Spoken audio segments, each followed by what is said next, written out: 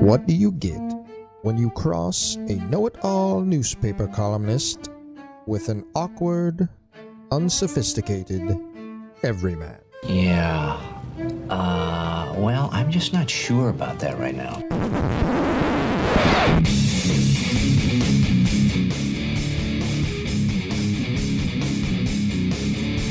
Welcome to Couch and the Rube. Welcome to Couch in the Rube, presented as always by Pure Options Precision Cannabis.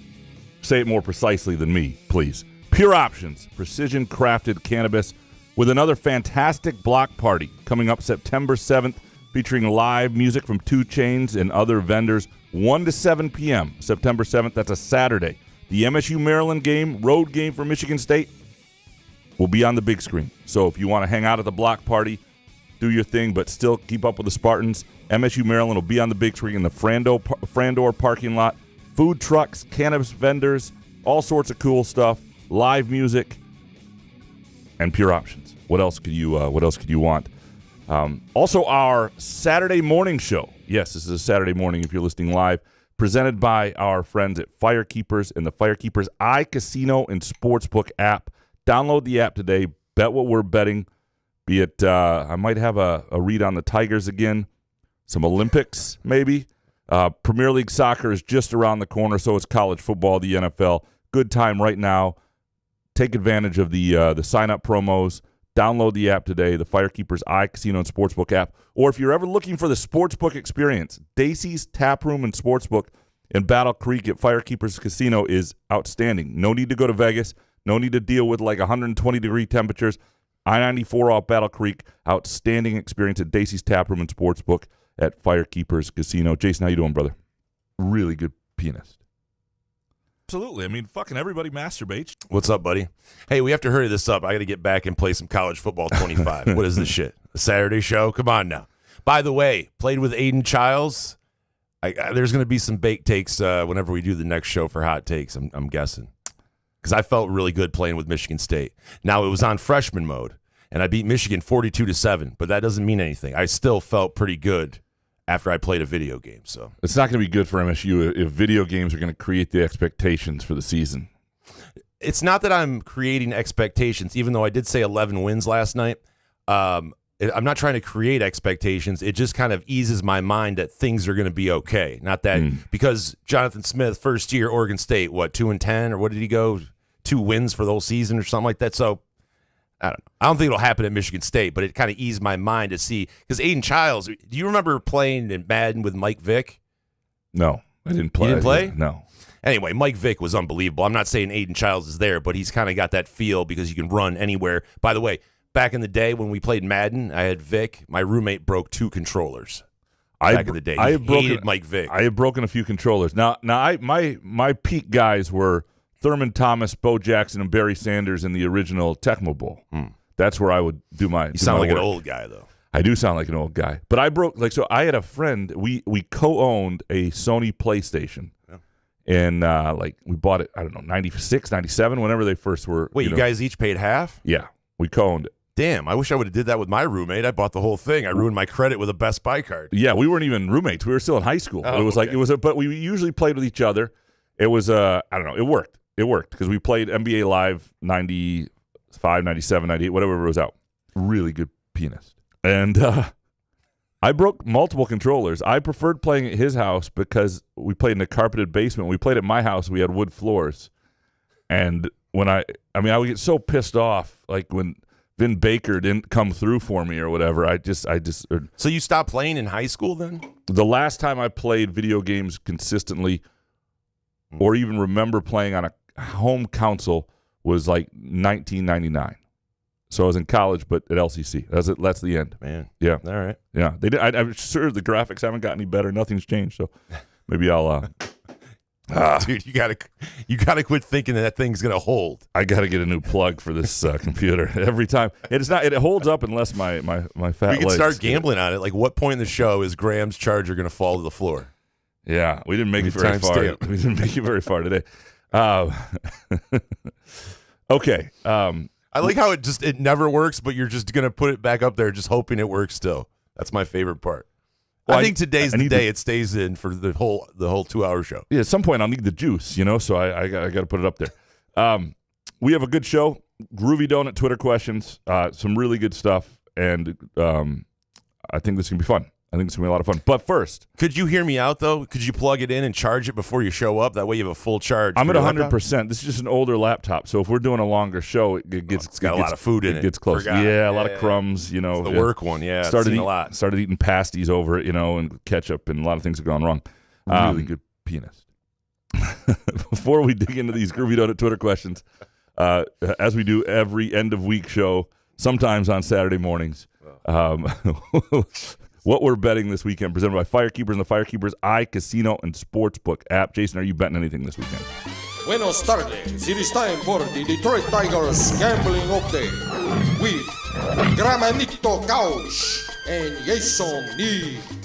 I heard you mention the Tigers, so it gave me a reason to play that, but I don't think I'm going to bet the Tigers this weekend. I think, after talking it over, the over-unders a little bit, I think I'm going to sprinkle a little bit in the Big Ten and spread it around a little bit. I'm going to get my Big Ten bets. I love Michigan State. Seriously, after playing college football 25. You got the over 5 wins? Yeah. Oh, dude, yeah. It's a lock. Yeah. I think I might go heavy on this. I might go heavy. And by heavy, I mean like $100. But other than that, yeah. I've talked myself sprinkle around a little bit. Iowa and Nebraska are my two I really like plays. I know, but it's at 8 now? Yeah. Iowa? Yeah. Going to creep to 8.5 probably. I like it still at 8. 8.5, I get nervous. But 8, I'll take it when the worst that's going to happen is you push, I think, on that one. But, yeah, I'm with you. I think the MSU one has value as well. I think when Montero is pitching for the Tigers, you can bet against them right now. And that's where I'm at. He's the new Maeda, and their only option is to put Maeda back in now that they've got all these injuries. There might be two – they had this really nice run, so the lines have come back down, but you can find some value. And they've become interesting. Again, I would still like them to hit the over 79.5 wins. I don't want them to not be good. I'm just looking at the reality of their injury situation, and they're hurting it with pitchers. Now Riley Green's out. And just bet Javi Baez to hit a home run. I mean, he's mashing now. Yeah. I mean, he hit a bomb, apparently. So a shutout bullpen day and Javi Baez to hit a 3-run homer. I think David Jackson had sent in a question about the idea of what are the odds of that? And not good. Not good. Books would still give you like 12-1 odds, though. Yeah, it wouldn't be great. It wouldn't give you much. I am betting the German women against the U.S. women on Sunday in soccer. What? Sunday afternoon. Yeah, it's not American. It's very American. I think gambling is American. I think putting your finances first is American. It's capitalism, whatever it might be. It's very American to bet the smart bet right now and it's all about the value. The American women are overvalued. They're like co-favorites to win the whole thing in soccer. They're ranked 5th, and I think that's about where they belong. I watched the Germans play, who won the World Cup and the women's side a year ago. I watched them play their first match. Like, Germany, I think, is better than the U.S., and they're plus 220 on the money line. They're plus 135 on the draw, no bet. I think there's value there. Play it either way. I'll probably play it both. Germany over the U.S. women on Sunday. U.S. women are still going to get through to the next round. They just got to beat, I think, New Zealand or something in the third game. So it's not like you're betting against them to move on. But I like Germany on Sunday. There's a lot of the Olympics. Like, people complain about Peacock all they want. Peacock? But the Olympics were built for this era. You're no longer like surfing the channels going, what are they showing me on CNBC today of the Olympics? Because they had to spread it out. It's all on there. Like, you can get up and watch. I mean, Alcaraz played tennis this morning and won. There's Spain's playing soccer right now. There's a million things already happening. Men's and women's basketball are going this weekend. Like, it all happens now, and it's all available to you because of streaming and streaming service and Peacock. I don't mean to be a commercial for them. I'm just saying it's a better era. Do we have a new sponsor? Peacock? That'd be cool. It would be cool. All right. Are you ready to dig into these Groovy Donut Twitter questions? Yes, man. Right. Eric Schultz up first, of course. So, for the record, is this a hope year for MSU basketball, as you've said previously? Or, because this is Michigan effing State, they're likely to be worse in 2026, and we haven't been good since pre-pandemic. Is this an expectation year?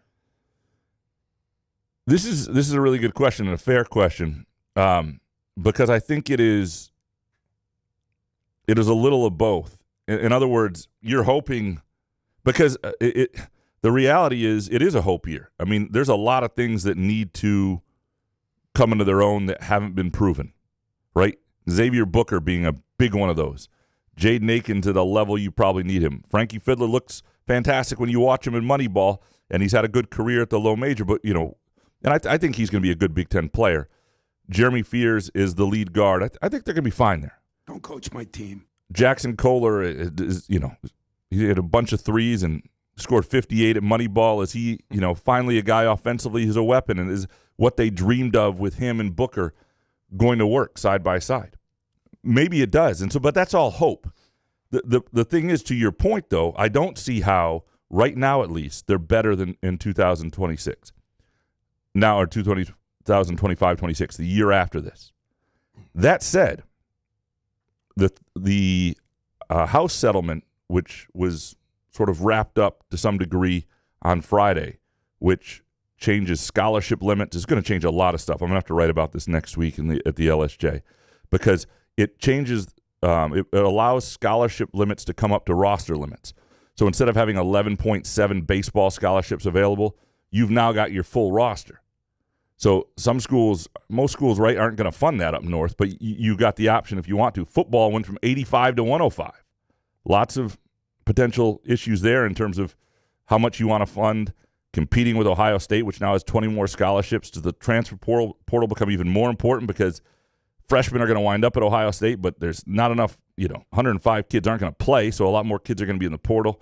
All that stuff matters. But in men's basketball, or college men's basketball, I think you can now have 15 scholarships starting in a year. So if you can have 15 scholarships, what is that for a place like MSU? And again, I think you're dumb to use 15 scholarships all the time because, you're not going to keep kids happy with a roster of 15. But you can use the transfer portal differently. You can do all sorts of things with development. I think there are opportunities there if you do it right. Does that change the way you build a program? In the near term, though, it is hard to see, outside of heavy use of the transfer portal, how Michigan State is better 2 years from now than they are this year. And so I think you're hoping, but you also, if the program's going to get back to where you want it, this is sort of an expectation year. This is a year that they ought to be really good if they're going to be what they once were. And so I think it's both. And I know that's a stouting answer, but It could go either way. Yeah, there you go. I don't know. Professor, does Izzo, MSU staff, pull the strings on Moneyball related to play style? Does Izzo and the MSU staff pull the strings at Moneyball related to play styles or things for players to work on? They leave them alone at Moneyball, from what I understand. They will do pairings, so they'll suggest pairings. They'll want a young guy with a veteran or a big guy with a guard or whatever they want. They want certain guys maybe playing together occasionally. Hey, could you guys make Carson Cooper go to his left? I mean, like, how would that work? But they do want guys to work on things that, I mean, it is your opportunity to work on something maybe that they don't believe you can do yet. And then you show up back at practice and you're better at something and now it's part of your game, or it's an opportunity to work on something you have been working on in practice. And I do think, to go back to Jackson Kohler, he's a guy that was supposed to have the green light a year ago. He lost his confidence in it, and then he kind of lost the green light a little bit. But he's a guy that they would like to hit threes. Like if Jackson Kohler becomes a stretch five, and you already know that that's what Xavier Booker is, whether he's at the 4 or the 5, they become a really hard offense to defend. And Kohler, I think, has an opportunity to be open a lot out there because you're going to have to make decisions. And this could be a really good shooting team. Booker has enough of a reputation. You're going to have to defend him at the three-point line. Fiddler, you got to defend at the three-point line. You certainly have to defend Jaden Akins at the three-point line. Like, at a certain point, a guy like that should get open looks, and if he can knock them down, that changes who you are. But yeah, no, Moneyball is they let them create on their own and be themselves and entertain and have a good time. Professor, next. Jackson Kohler has 58 on a ton of shots, a lot from deep. Is that he just wanted to have a big night, or is it Izzo told him to score as much as possible? Izzo does not care how much they score in Moneyball. He just doesn't. I mean, Pierre Brooks scored 40 like 7 times. As Desmond Ferguson will tell you, who runs the Moneyball program, he's not sure that Pierre Brooks passed once that summer. So, like, even in Moneyball, there are ways to judge a 58-point performance or a 40-point performance. You got to take a lot of shots. But Izzo could care less what he does and how he does it. Travis Maynard, who do you think will be the best 5 guys MSU can put on the court, both at the start of the season and near the end? Does that 5 change? And from G.E. Miller, tie game with 1 minute to go. Who are the 5 guys on the court? Yeah, so at the beginning of the year, it's Jeremy Fears. This is a good question. I mean, this comes back to the possibility of Xavier Booker center, right? Because if Trey Holloman is one of these 5, and I believe there's a pretty decent chance he is, and you're going Fears, Holloman, Akins, Fiddler, Booker, like to me that has a real chance to be part of the 5. And the question will be, what does that do to you from a rebounding perspective and a defense perspective? Can Booker rebound well enough and defend well enough? And is Fiddler at 6'7", 6'8"? I mean, he's not a small dude, 6'7". Can he rebound and play the 4 well enough in those settings? That's my gut right now if I had to guess it. But if you told me it was based on matchups, Carson Cooper or Kohler, I wouldn't be surprised either. The question is which of those guards is not on the court, and my guess is it's Holloman who's not out there. It's Holloman or even Booker who's not out there, but I would guess it's Holloman. It's just hard for me right now, as many big moments as Trey Holloman's been in, to imagine that he's not on the court late in games. Is that like a matchup thing, or it's just like because you can't put 6 of them out there? Yeah, it's just a guard who you like having the ball in his hands, and you like it. You like a lineup where you have a number of guys who are ball handlers and secondary ball handlers, and it's a good question how that changes throughout the year. But there is what I consider sort of an obvious 5 before you get to your center position. And so that's only 4 spots. And this is why I think there will be some Xavier Booker at the 5. But I am curious to see what Kohler is. And I don't think I know there's a lot of frustration with him because through 2 years there's been some hope and maybe even some hype from folks like me, and it hasn't panned out. But I also, 1 year was a freshman year where he'll tell you he's overwhelmed and not ready for what the Big Ten was. And the next year was just ruined by an injury, and then trying to fit in and coming back late, and they should have redshirted him, all that. I mean, this is sort of a make or break. You're going to get a sense of what he can do, I think, at the Big Ten level, for better or worse. But I don't know what that is yet, because there is evidence, and I think he believes, and I think they believe that he can be a really productive player for them. And we said, would somebody please guard somebody? Travis Maynard, if I had to guess, or you guess, why do you think Jeremiah Fears left Illinois not to play in the same conference as his brother? Maybe to make the transfer to MSU easier in a year not being in the Big Ten. If we had a scholarship, would he have chosen MSU after all? I guess a year from now there will be a scholarship. There'll be many actually open because some guys will be leaving. But I can't – it doesn't make sense because to me Jeremiah Fears is not somebody who's going to, based on his size and skill set, probably play next to his brother. I mean, maybe he would, but he and his brother are now, especially if he reclassifies, which there's some talk he's doing. I haven't looked at the latest on this. But if that happened, he'd be in the same class as his brother, which doesn't make a lot of sense. He went from 2 years apart to maybe the same class because his brother got the redshirt year, and he would be coming up a year. I don't know. Just reading some of the comments and stuff and some of the sort of analysis on Twitter from people, I don't think like the Illinois people weren't crushed by it, and so I don't know what's going on there. I do know like their father, Jeremy Fears Sr., who I covered a little bit when he was a freshman in college, even at Ohio. He's a young dude. He's a lot younger than us. A freshman at Ohio in like 2005, led him to the NCAA tournament. But he's younger than we are? Oh, yeah, by quite a bit. Late 30s guy. And he has a 20-year-old kid? Yeah. Damn. Yeah, because, well, he was We need to get him on as a guest. So he was a freshman in college in 2004-05. Okay. So he's like probably almost 40, whatever. He's younger than us. But I do know just from people who care about Joliet West basketball, where those two played together, the Fears brothers, that there has been some like I don't want to mischaracterize because I don't know the man at this day and age, but I do think he is somebody who's talked about moving his sons to different schools, and it's unfair to. You can say it without saying it. Yeah, it's unfair. It's unfair. Who he was as a younger person, I know was somebody that concerned coaches, and I don't know that that's either of his sons. I mean, Jeremy seems pretty mature and not, so. Again, I was about to say they seem like good kids if you're having kids at like 19 or whatever, how old he was. Yeah, we'll fix this in post. Yeah, Dude, it's all right. You can talk about it, Jarrett, what does the Sharon Moore tenure look like at Michigan? I don't know. I mean, I really don't. Because there are two. We won't be able to tell this year, right? Because it's still kind of Harbaugh's kind of guys, or are we not talking that way anymore because you can transfer guys in and out? Well, just think about the Mel Tucker era.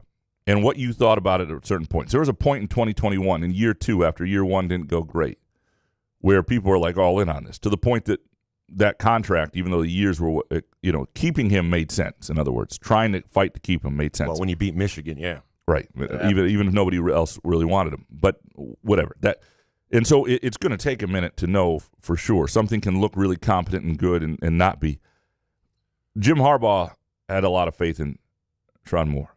And so the question is, but Nick Saban had faith in Mel Tucker. So sometimes that's not enough. Now, I'll say this.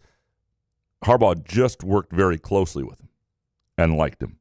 Sometimes the lieutenant is a great coach. Sometimes they're not. I just don't know. I have no idea. And I don't think it's fair to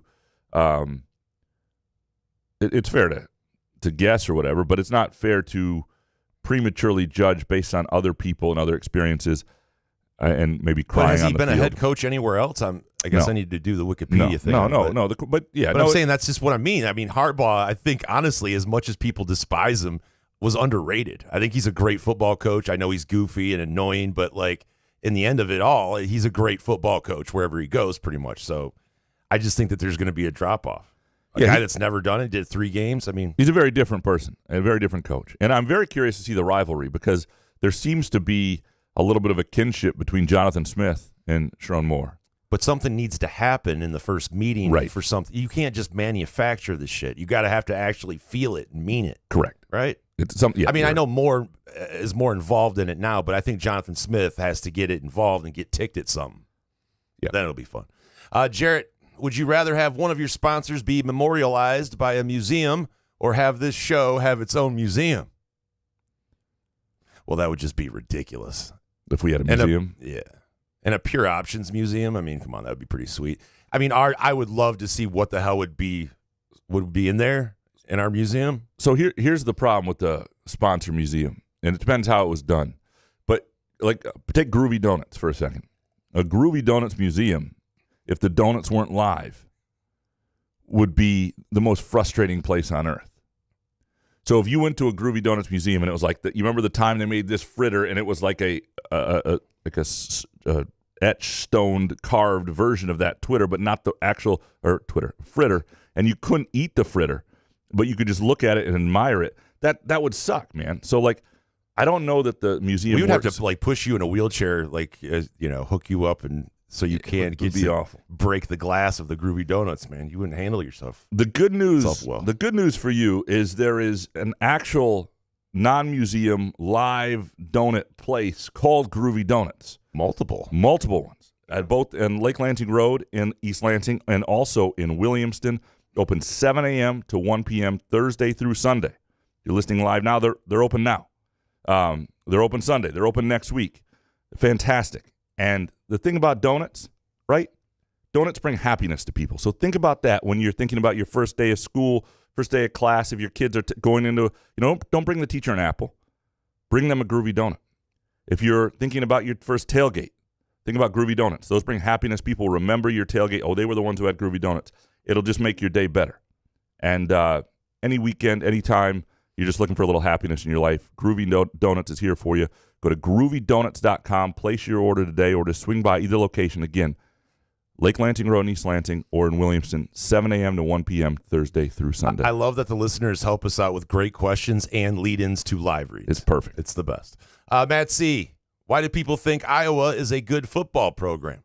They played in an awful West and haven't beaten a legit ranked team in 5 years. Anytime they play a good team, they get drilled. I don't get it either, but somehow they win 9-10 games every year. At a certain point, you're right, because if you go to Iowa, Michigan State, Iowa last year, Michigan State was a 4-8 team that was better for most of that game than Iowa at Iowa. Now, Iowa did lose their starting quarterback, and that matters. But just physically, that wasn't a mismatch. Well, they had Brian Ferentz as well. Yeah. Which is a giant hindrance. That was a problem. To anyone's offense. But you're right. They do win. They win close games. And I think they're going to be – I mean, the thing that Kirk Ferentz has done that's remarkable is I had a coach once tell me the hardest thing to do is get it back when you've lost it. So you have your run, then you have a couple 5 and 7 years, whatever it might be. Like what happened to D'Antonio late in his tenure. It is so hard to get that back. Now, what Iowa's done is, Ferentz has done, is get it back multiple times. Going back to like 2007, people were questioning about his job after they had the initial run and they were struggling. And he's done that multiple times. And so he is really good.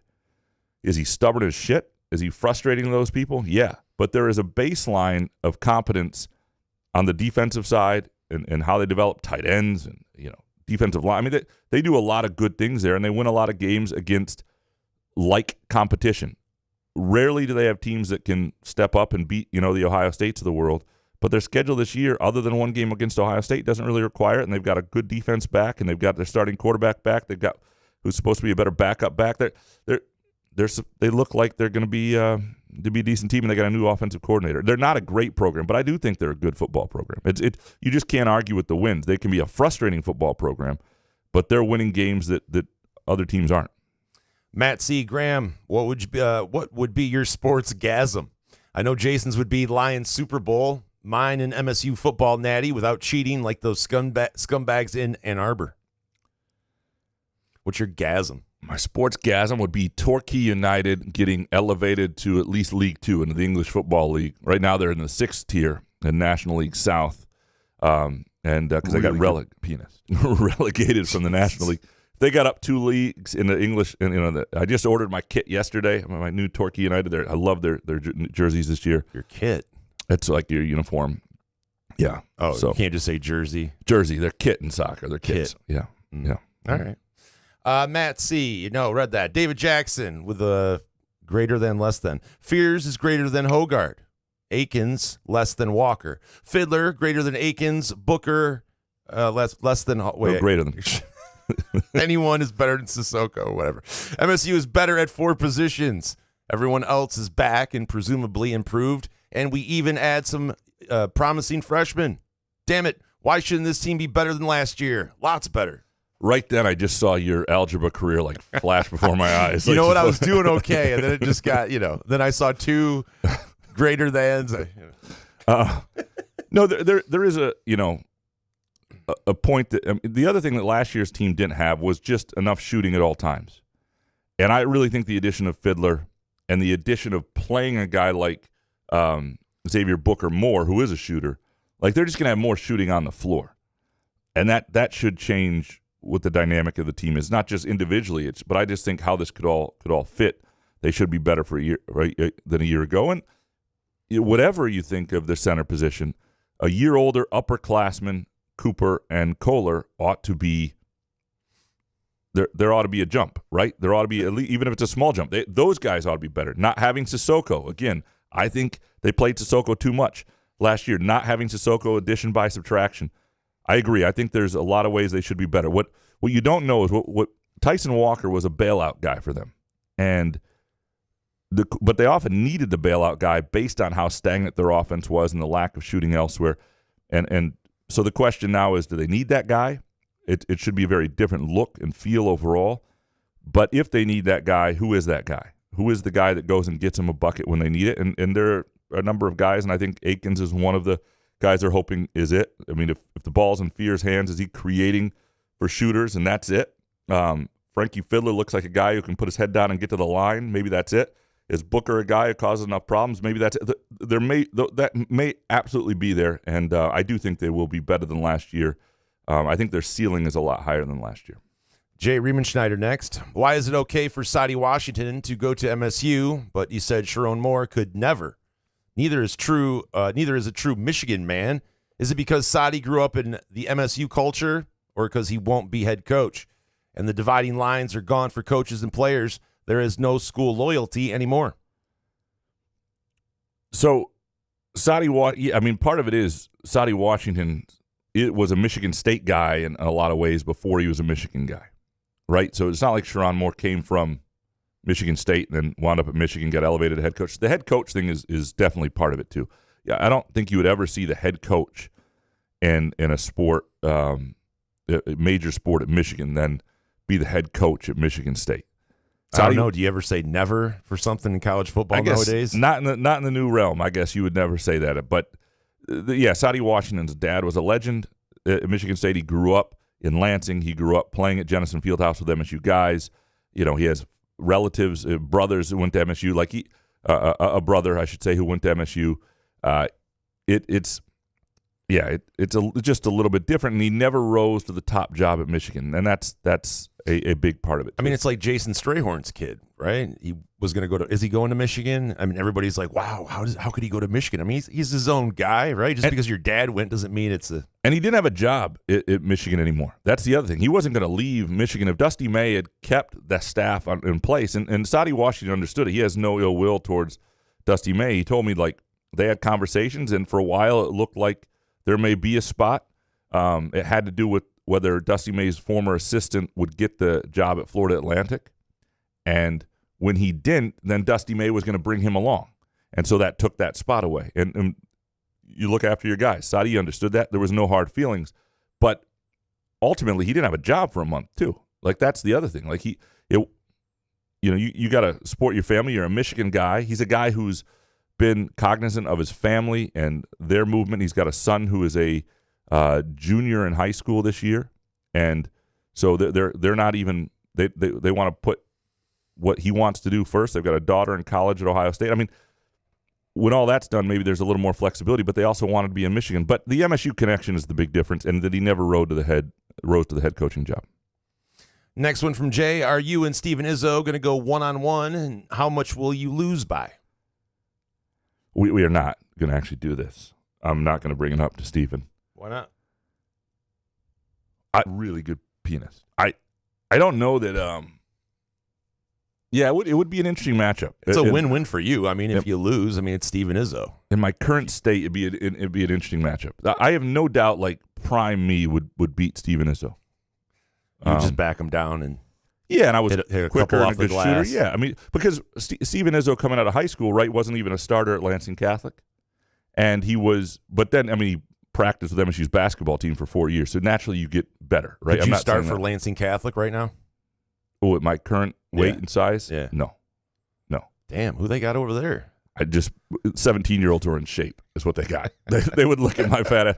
Could I run up and down the court for 2 hours with them? Yeah. And could I hit some shots? Could I play off the bench at Lansing Catholic right now? Absolutely. And sweat everywhere. Well, that's the other thing. I sweat so much that it's like it's a business decision whether you want to defend me at the end until I change my shirt. Oh, we know. Yeah. So, Jay, what if someone wanted to get good lunch and drinks followed by a sweet treat, then do a little gambling and maybe get some help relaxing afterwards, but they had to stay cozy and warm throughout the day? Got any recommendations? You're a beautiful man, Jay Riemenschneider. A lot of recommendations here. First of all, you want to get good lunch, good drinks, Midtown Brewing Company, for any story worth telling, as we say. But you don't even need a good story to tell to be there. It's a great place to just sit at the bar, watch some Olympics, watch some Tigers, talk to a friend. And the American Stout is one of my favorite beers in the world. Groovy Donuts, be your sweet treat, of course. Maybe download the Firekeeper's iCasino and Sportsbook app, put some money on some games you're watching. And then, of course, with our friends at Pure Option, just have an edible, relax, spend the weekend in a recliner. I didn't do that one as well as I thought I was going to do, but I appreciate it nonetheless, Jay. Thank you. You practiced that? I did not. Oh, David Jackson, tell me about Darius Snow. Is he all the way back physically? Does he have a chance to start? Maybe play in nickel situations? I don't know. I fear for Darius Snow's career a little bit, because he said he was 90% in the spring, And it was such a bad injury. Like, even in modern medicine, some of these injuries in the knees, you're never quite the same again. And if you lose a little bit of a step, it just changes who you are at that level. I like the guy a ton. I think he's got a ton of talent. One of the things I like for him is that being a football star, his life does not require him to be a football star, to have a quality life. Like, he's a smart guy with a lot of talent, a lot of ability. He's got, obviously a dad who has some resources. So you it's always good when you're a college kid and you have sort of that backstop. You have that emergency credit card, whatever it might be, right? You're not living, you don't need NIL money to send home to keep them going. I'm hopeful for him. I don't know. I wouldn't bet on his college football career until you see it, because it was such a ferocious injury, and I know he wasn't all the way back. By the way, just got a text from a loyal listener. Just pulled up to my empty trash can from the curb. One thing in it: someone's dog shit. I want to rub their face in it. Fuck those people. That is pretty wild. That's like, I feel if it's out there and the trash is coming to get picked up, maybe, but like, I don't know if I could do it in an empty one. well, especially because now it's going to sit there for a week.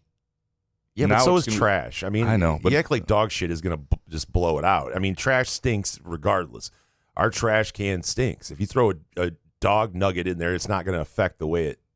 I mean, I throw dog shit in it from our dog, so I don't really care. But I mean, I would happily put out another bin that was for other people's dog shit. And you would not. There's just don't no put way. it in my. Well, not really. There's no way. Yeah, fair enough. Yeah, David Jackson. Colt Keith swings the bat so well. I think he'll be a fixture in the lineup for a decade. But will it be as a second baseman? Is his range in the field too limited? Is he the future at third base? Yeah, I don't know. Is it first base a little with him even? I don't know. I don't know where they're going to wind up with him. He's obviously, they're going to find a place. And I think one of the things about him is, and you want him to be a plus fielder if you can, but maybe you also let what else develops, what else you're able to sign, dictate it a little bit. I think his flexibility gives you some options there. Put him at shortstop. Get Javi the fuck out, please. Next one from David. Some guy named Andrew Navigato is hitting 281 for the Mud Hens as the everyday shortstop. Why the hell isn't he starting in Detroit right now? It does feel like they ought to give a guy like that a shot. I mean, AAA is very different than the majors. But when they left him in, when it was the top of the ninth and they were down 2 runs a couple games ago, and Hinch didn't pinch hit for him, like, why wouldn't you, in any scenario there, right? Any team, any scenario, any manager, would you let Javi Baez hit in that position? When you're down, I forget, it was 1 run, 2 runs, you need to manufacture something. Javi is first up in top of the ninth, right? Like, why would you leave him in there? It's just bizarre. I don't understand. Varsity softball, Dad. Are you and Wenzel shielding Jonathan Smith like Joe Biden's staff shielded him from America? Am I a Jonathan Smith truther? I don't know what we're shielding him from. Like, we don't know the man well enough yet. And he's like half the age of Joe Biden. So I don't know what we're shielding him from. But if this is like, yeah, I don't know where to go with this, because in terms of like his potential, what he's doing as a coach, he hasn't coached a game yet at MSU. Win football games. Yeah, Be as boring as you want. Be Bill Belichick and don't say a damn thing. I know you would hate that, but No, but I think people around Michigan State right now would settle for boring, consistent, with some upside is what they're looking for. No, we want just be yourself. Win football games, be yourself. Don't be something you're not. Don't show up to the Big Ten media days. That's why when I watched the Deshaun Foster thing, I kind of felt bad for him, because he even said afterwards to the guys, like, that's not what I do. Like, you guys want to ask me questions, you got to go out and do the same bullshit. My kids are great. University's great. Like, the problem, somebody's got to tell him, and this is his media people. They let him down here. It's just the way Joe Biden's staff let him down. You have to come in and say, hey, when you're done talking, just say question. Any questions? Like, if you go 8 seconds. Maybe they did, though. Yeah, it's possible. You know what I mean? Yeah. Maybe they did say, well, awkward. This is what's going to happen. And I think Deshaun Foster probably watched the coach in front of him at least, or was he the first one? But he wasn't. Yeah. And then I just felt bad for him, because it's like, you go from a dead stop, a bunch of people stare that look like Graham Couch and Chris Solari staring at you going, all right, dance. You know what I mean? It just sucks. Anyway. It's not, yeah. It doesn't reflect any of your ability to coach. Your ability to communicate as a public speaker, it does, which is part of the job, I guess, a little bit in coaching. But Jonathan Smith, again, if you win, no one cares. Right, and Jonathan Smith's not a very comfortable public speaker. You could tell up there for him, it's not his favorite thing either. Varsity softball dad. For real, though, is Texas Tech softball player paying Najee Canaday over $1 million to transfer and sign college sports are fucked? It's bizarre. I mean, you have to... She's what? $1 million for 1 year? 1 year. $1 million NIL. Does she poop 24-karat fucking softballs? Like, how is they going to make that money back? I'm not even trying to shit on softball. I'm just asking. So this is probably one donor or a couple donors who decided this mattered to them. And they care about Texas Tech softball. They want to see them dominate. She's a dominant pitcher. Right. Pitchers in softball are worth more than pitchers in baseball in college because they can pitch every single game. So it's not like you got a rotation where, you might get to the College World Series, but you also have to pitch these other two guys. In softball, if you have a dominant pitcher, it's curtains in a lot of ways for so that $1 million. If that matters to you, yeah, I mean it's what, yeah, and you could have started at $500K, maybe. I mean, like $1 million. That's a lot. Damn. Good for her. Skylar Verdon. If you could have a promotion and relegation in one U.S. sports league, Major League Baseball, MLS, NHL, NBA, or NFL, or even college football, which league and why?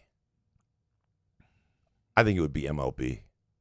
Really? As much as I wanted to make a soccer joke and just get rid of all of it, MLS. But baseball, meaning I'm so sick of these teams and these fans that I feel bad for the A's and the Pittsburgh Pirates and some of these fans. Like, I just get rid of the team so you don't have to worry about it anymore. Well, and you'd have, like, other teams would come up, though. There'd be promotion, so who would come in? But if you had to... Toledo Mudhens. MLS would be the logical one because you have USL, and I hate fucking MLS. Just hate. I mean, fucking last night watching... The way this whole League's Cup is set up, too, with MLS fans, and the best Mexican teams are barely playing, and then somehow, despite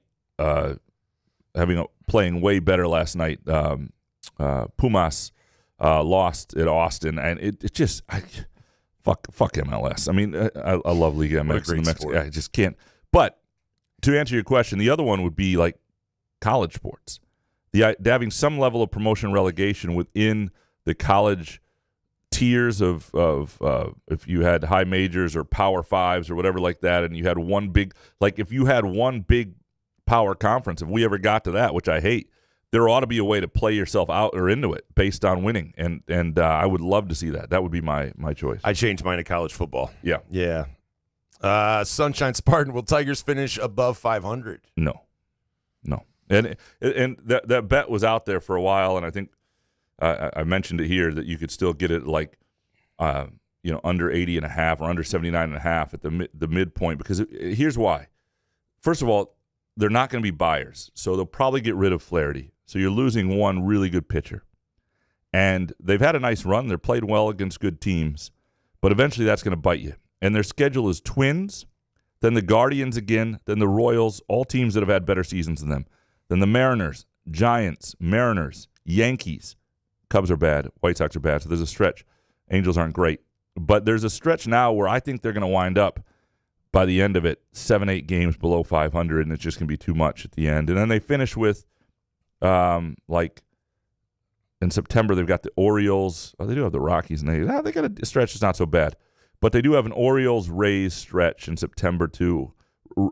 Royals, Orioles, Rays, like 9-game stretch late in the season where if they're going to need wins, those teams might need wins for playoff positioning. And if they're not in contention, are they going to keep Scooble out there every 5 days still? Or? I would guess if I had to put a number right now, I would say they're going to go like 75 and 87 or something like that. With a couple moves, though, they could have probably finished the season above 500. Sure. Sunshine Spartan, last movie you saw at a theater. Just saw Twisters, and it was amazing. I'm told it's worth seeing. Really? Yeah. Yeah, I can't. I want to do it. What's the last movie you saw at the theater? Equalizer 3. Not the Queen Latifah show? Fuck no. I hate that show just because it tarnishes the legacy Denzel is going to leave. Yeah. The greatest movie franchise. Second to Mission Impossible. I got to respect Mission Impossible because Tom Cruise is a maniac, and if you're going to jump off cliffs in fucking Norway, I'm going to spend $20 to go see that. Tom Cruise doing his own stunts, but Denzel, I love The Equalizer. So Give me some Hoff, because it's pre-pandemic the last time I saw a movie in a theater. Hold on.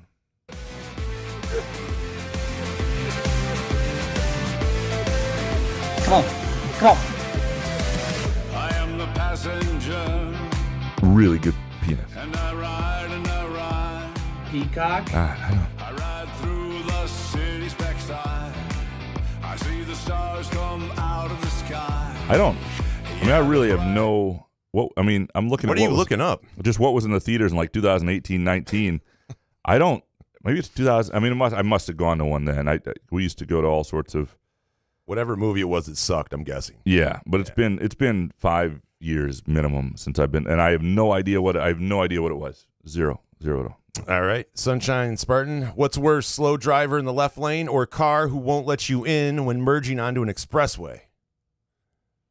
Oh well, the car won't let you in is just like slow That's drive. tough. The slow driver is usually unaware. They shouldn't be where they are. It's bad driving. I would hope so. But if you're not letting somebody in, that's malice. There's malice involved in not letting somebody in. But how often does that happen? Yeah, I don't once in a have while. that happen as often as someone driving in the left lane and they're doing 2.5 miles and That's over true. the speed limit to get around a truck that's Correct. doing the same speed. Because there's no malice in that where there's malice in the other. To do the other is dangerous and mean and just not. But I it's don't know if worse. there's malice if you're on your phone. People are on their phone still. Like, isn't Well, that like that's- against the law? I was driving around yesterday and there's people with their phone out, almost running into a curb.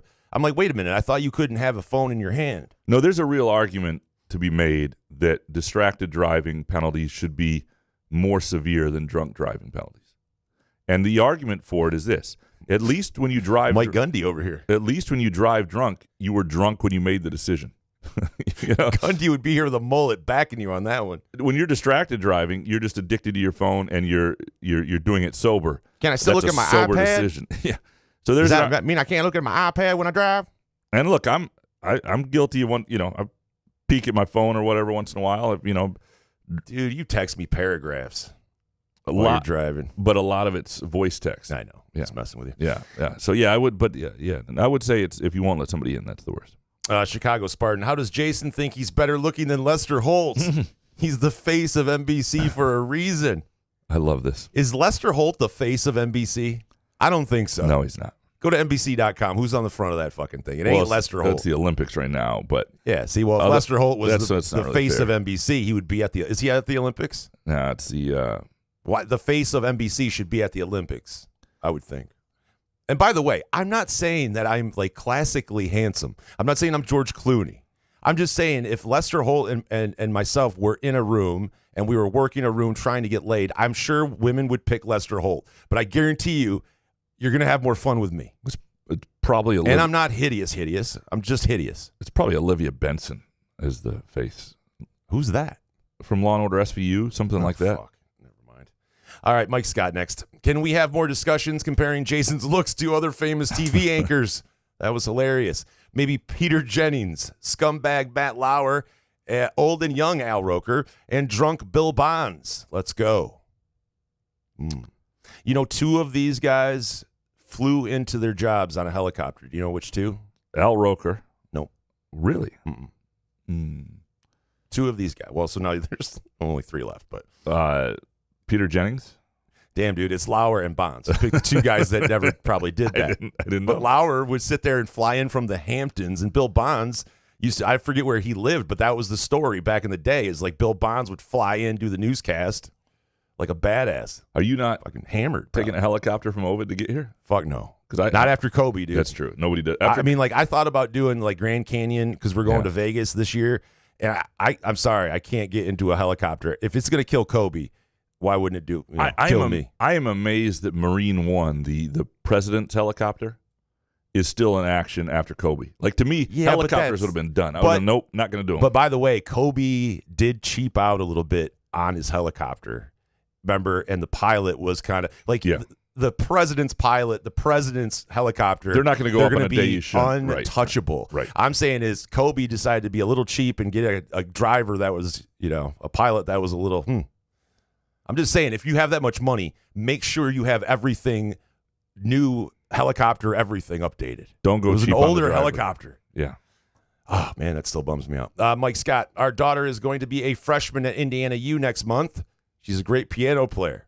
Please confirm some douchebag guys won't fall in love with her because she's playing recognizable songs in her dorm's lounge area. Well, they might not fall in love. Here's the thing, Mike.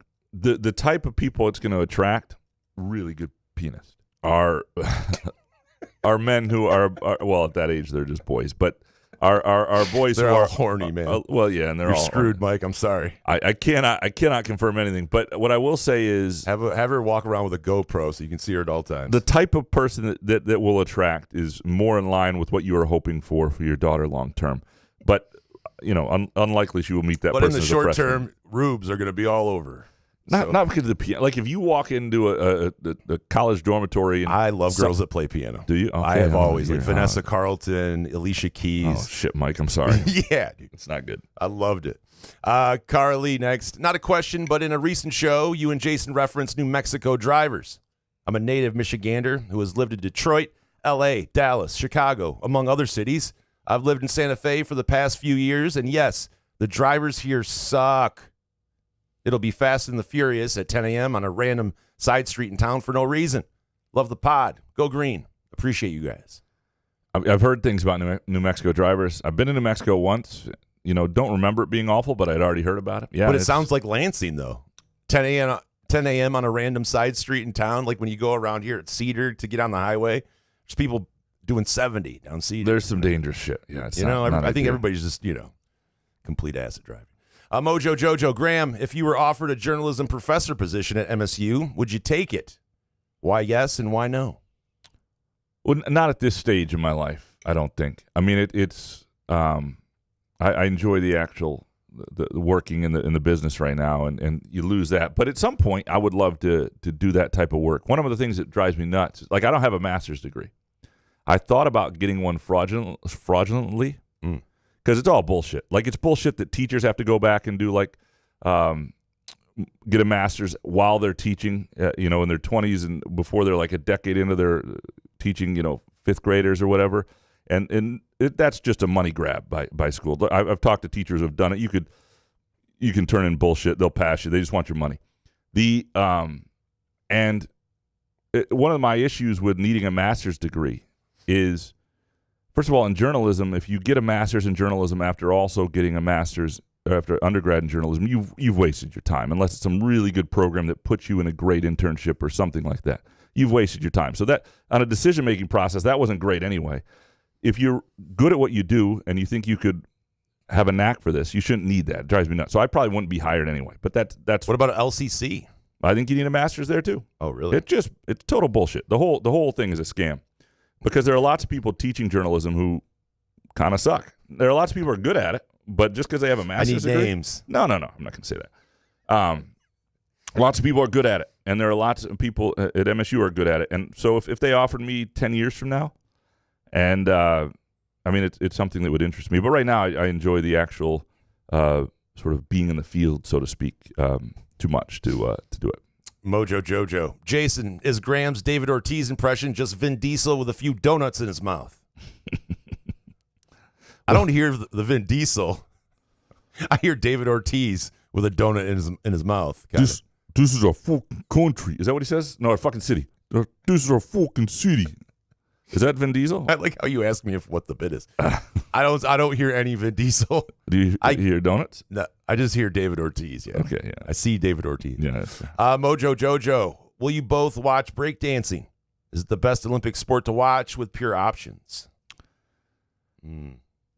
I mean, I haven't would watched need it. pure options if I watch breakdancing. Yeah. I will let you know if it. By the way, if you've Ends got up a on. big Olympic day ahead, Pure Options is here for you. I'm telling you, and that's actually not a bad idea. Trip to Pure Options in the morning, a day watching the Olympics, and if you spend $50 or more, remind you that they'll give you a free eighth of Pro Grow, terrific in-house brand, if you let them know Couch in the Rube sent you, and please do that. Anyway, go to pureoptions.com to find the location nearest you in the state of Michigan. You know what I like a lot? And I was going to save this for a hot take. But, oh, well. I'll come up with something else. Don't burn one. Yeah. No, but I was just It's going to in say 2 this. days. The team handball. And I think I've done this before. I think that we've been doing the show long enough that we've been through multiple Olympics. Team handball if you were to start sports now, so there was no affiliation, like you love the Lions, but football started today. Nobody knew anything about any sport. All sports started today. Team handball would be one of the major sports in this country because it's got a bit of everything. It's like soccer meets basketball meets water polo on a court, and it's awesome. What year is it though? What's that? What year is it? I mean, like, do we have money where we can buy like a racket? I mean, like, I don't understand why handball would be. Yeah, if it was prohibition, I mean, yeah, we'd probably use our hands. It's different than a racket handball. It's different than the handball you're thinking of on a court like a racquetball court. Well, I'm just saying, you're saying it'd sweep the nation. It's a ball that's like the size of a mini basketball, and you're whipping it at the goalie as hard as you can. It's almost like dodgeball meets soccer because of the way they move the ball around meets basketball. So we haven't invented football yet? I'm just saying football might be one of them, but it would replace basketball and soccer if it started now. Yeah, it would. It would. Team handball. Suburban Spartan Dad, who came up with the show name Couch in the Rube? Did it come to you after reading J.D. Vance's coming-of-age moment in Hillbilly Elegy? Yeah. Getting a lot of jokes out there about J.D. That guy fucked a couch, apparently. Taking advantage of me. That's the best rumor ever. It's up there with, like, Richard Gere and the gerbil. Sylvester Stallone under the table. Like, well, there was a presidential candidate. It might have been. What a great rumor to start on. It was either like Trubin or LBJ or somebody. It might have been LBJ. So now I'm just making shit up myself. But like LBJ fucked a couch. No, but he wanted. There was a rumor that wasn't true about his opponent being a pig fucker, fucking a pig. And so one of the things, and apparently his campaign manager or somebody in his. One of his advisors said, we can't do, it's not true. We can't put that out there. He goes, I want him to have to deny it. Because that, and this is sort of you the a thing. Pig fucker, sir? So, I mean, J.D. Vance denying, making love to a couch is the win. It's not, I just want to say I have never had sex with a couch. Yeah. Graham couch, any couch. Yeah. We came up with the name together. And Jason came up with the Rube. About the question. Jason came up with the Rube part, which was great. Yeah, it's just easier to say I'm dumb and Graham's Graham. So it's just easier. Yeah, I'm a Rube. Rich Kane, Graham Couch. When you get the lead story on the front page, do you send it off to the company to transfer it onto a metal print, then cover it under glass and hang it on your den trophy room? There was a point in time where it was a big. I mean, my mother saves everything still, but where I would do something cool with a front page story for a minute that I really like. I'd go buy a few of them. That's fun. Like if you've ever seen The Wire season 5, where the Baltimore Sun reporter like gets up in the night because the paper's on the newsstand and goes and sees how it looks because her story's out front. There was some of that early on. It just 20 years in, it happens so frequently that it stops being a big deal, which kind of sucks because it is kind of cool. It's still very cool, and I do have a few. The way they do it with prints, like you have, it's almost like a negative that prints out, and then that from that negative becomes the plate that goes onto the press. And I do have, from my days in Freeport, a few negatives that I was able to get of like really cool front pages that I was on and stuff like that. And it's kind of fun to have. So yeah, a little bit of that. All right, Rich Kane. Should Richard Hamilton be in the Hall of Fame? What NBAers who are not in should be? Tom Chambers, Marbury. Which players in any league who played in Detroit should be in but are not? Lou Whitaker and Bill Laimbeer for me. Whitaker. For sure. Like Cubs fans are always about Ryan Sandberg. Like, look at their numbers. Like, Lou Whitaker should be in the Hall of Fame, and because he was weird, he didn't get in. He has to get in, right? At some point, do these old baseball purist guys need to die off first? If he wasn't a Jehovah's Witness who was, what is that? A little weired. It just matters because he was weird and he was standoffish with writers, and because he was, he doesn't get voted in. And if you just put their careers side by side, Ryan Sandberg's no better, and so that drives me nuts. Bill Laimbeer should be in the Hall of Fame, and he's probably not for the same reason, that he wasn't nice to the media. And yeah, I mean, how is Bill Laimbeer? Everyone gets into the NBA Hall of Fame pretty much. Yeah, the Basketball Hall of Fame is... Bill Laimbeer is a bad boy Piston who is a motherfucker who had 2 championships. Hamilton... What? I mean, come on. Hamilton, probably on the fringe. But why? He won a championship. He won a national championship in college. Tom Chambers is a great player too for a while. Marbury, no. I mean, yeah. Are we just if you put Marbury in, then I think everybody goes in. Yeah. Right? Yeah, and Chambers didn't win a title, but he was great for a little bit. And he was a white guy that could dunk on yeah. video games. This is a good NBA question. Live. I don't have great answers, but this is a good question. I think we did give good answers, right? Okay. Yeah. No, we did. Rich Kane, Wenzel said something like Jonathan Smith couldn't envision where the game has taken him thus far. Even considering the difficult prospects Michigan State has with arguably 7 or 8 Big Ten teams that have higher built-in ceilings.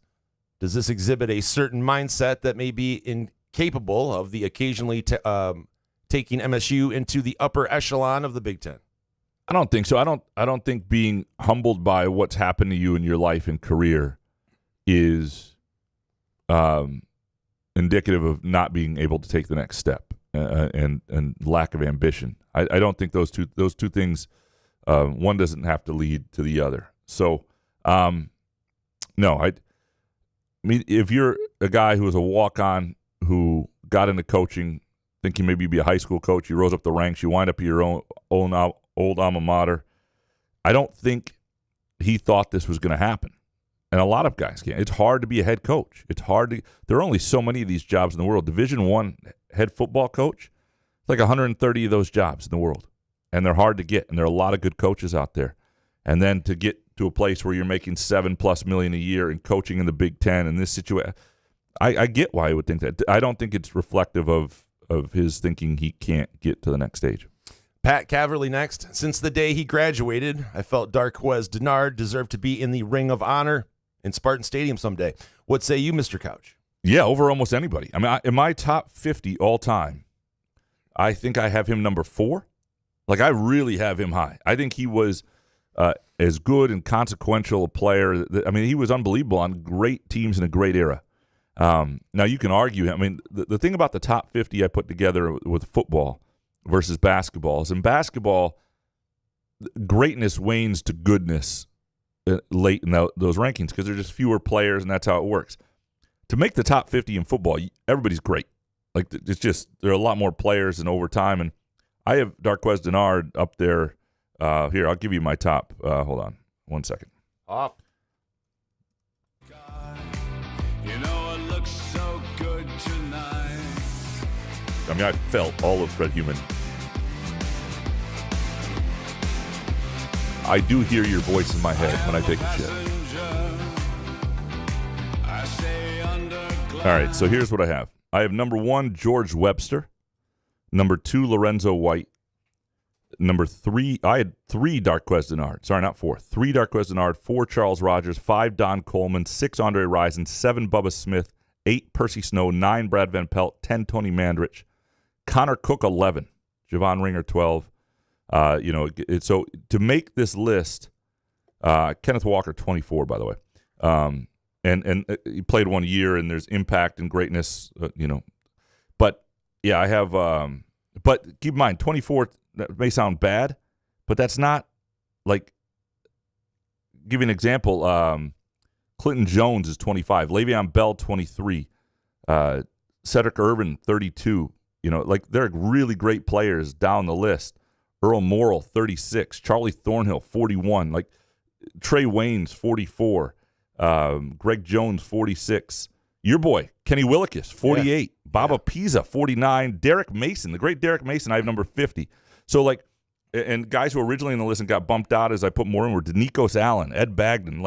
It's a great list. Like if you're in the top 50, you're immense. And I have Darqueze Dennard 3 overall. So yes, I believe he belongs in the MSU Ring of Fame or Ring of Honor. BG Greenfield next. September 28th through October 26th, Michigan State plays Ohio State, Oregon, Iowa, and Michigan.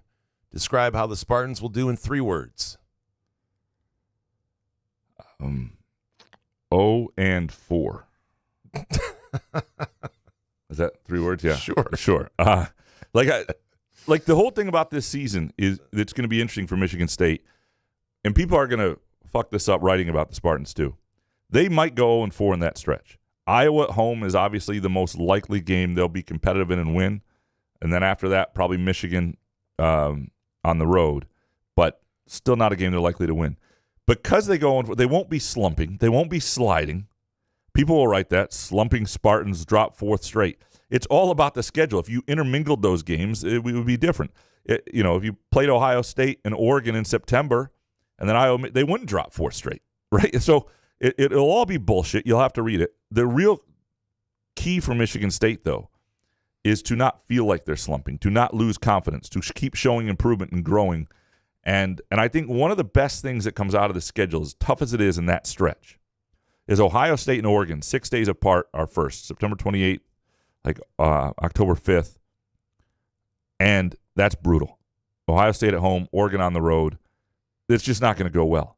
But then you get a bye. You get a chance to reset before Iowa and Michigan. And I do think that gives you a chance to be competitive in those games, to take a breath, and to sort of, instead of that looking like a 4-game stretch, it feels like 2-2. And that's a little different vibe.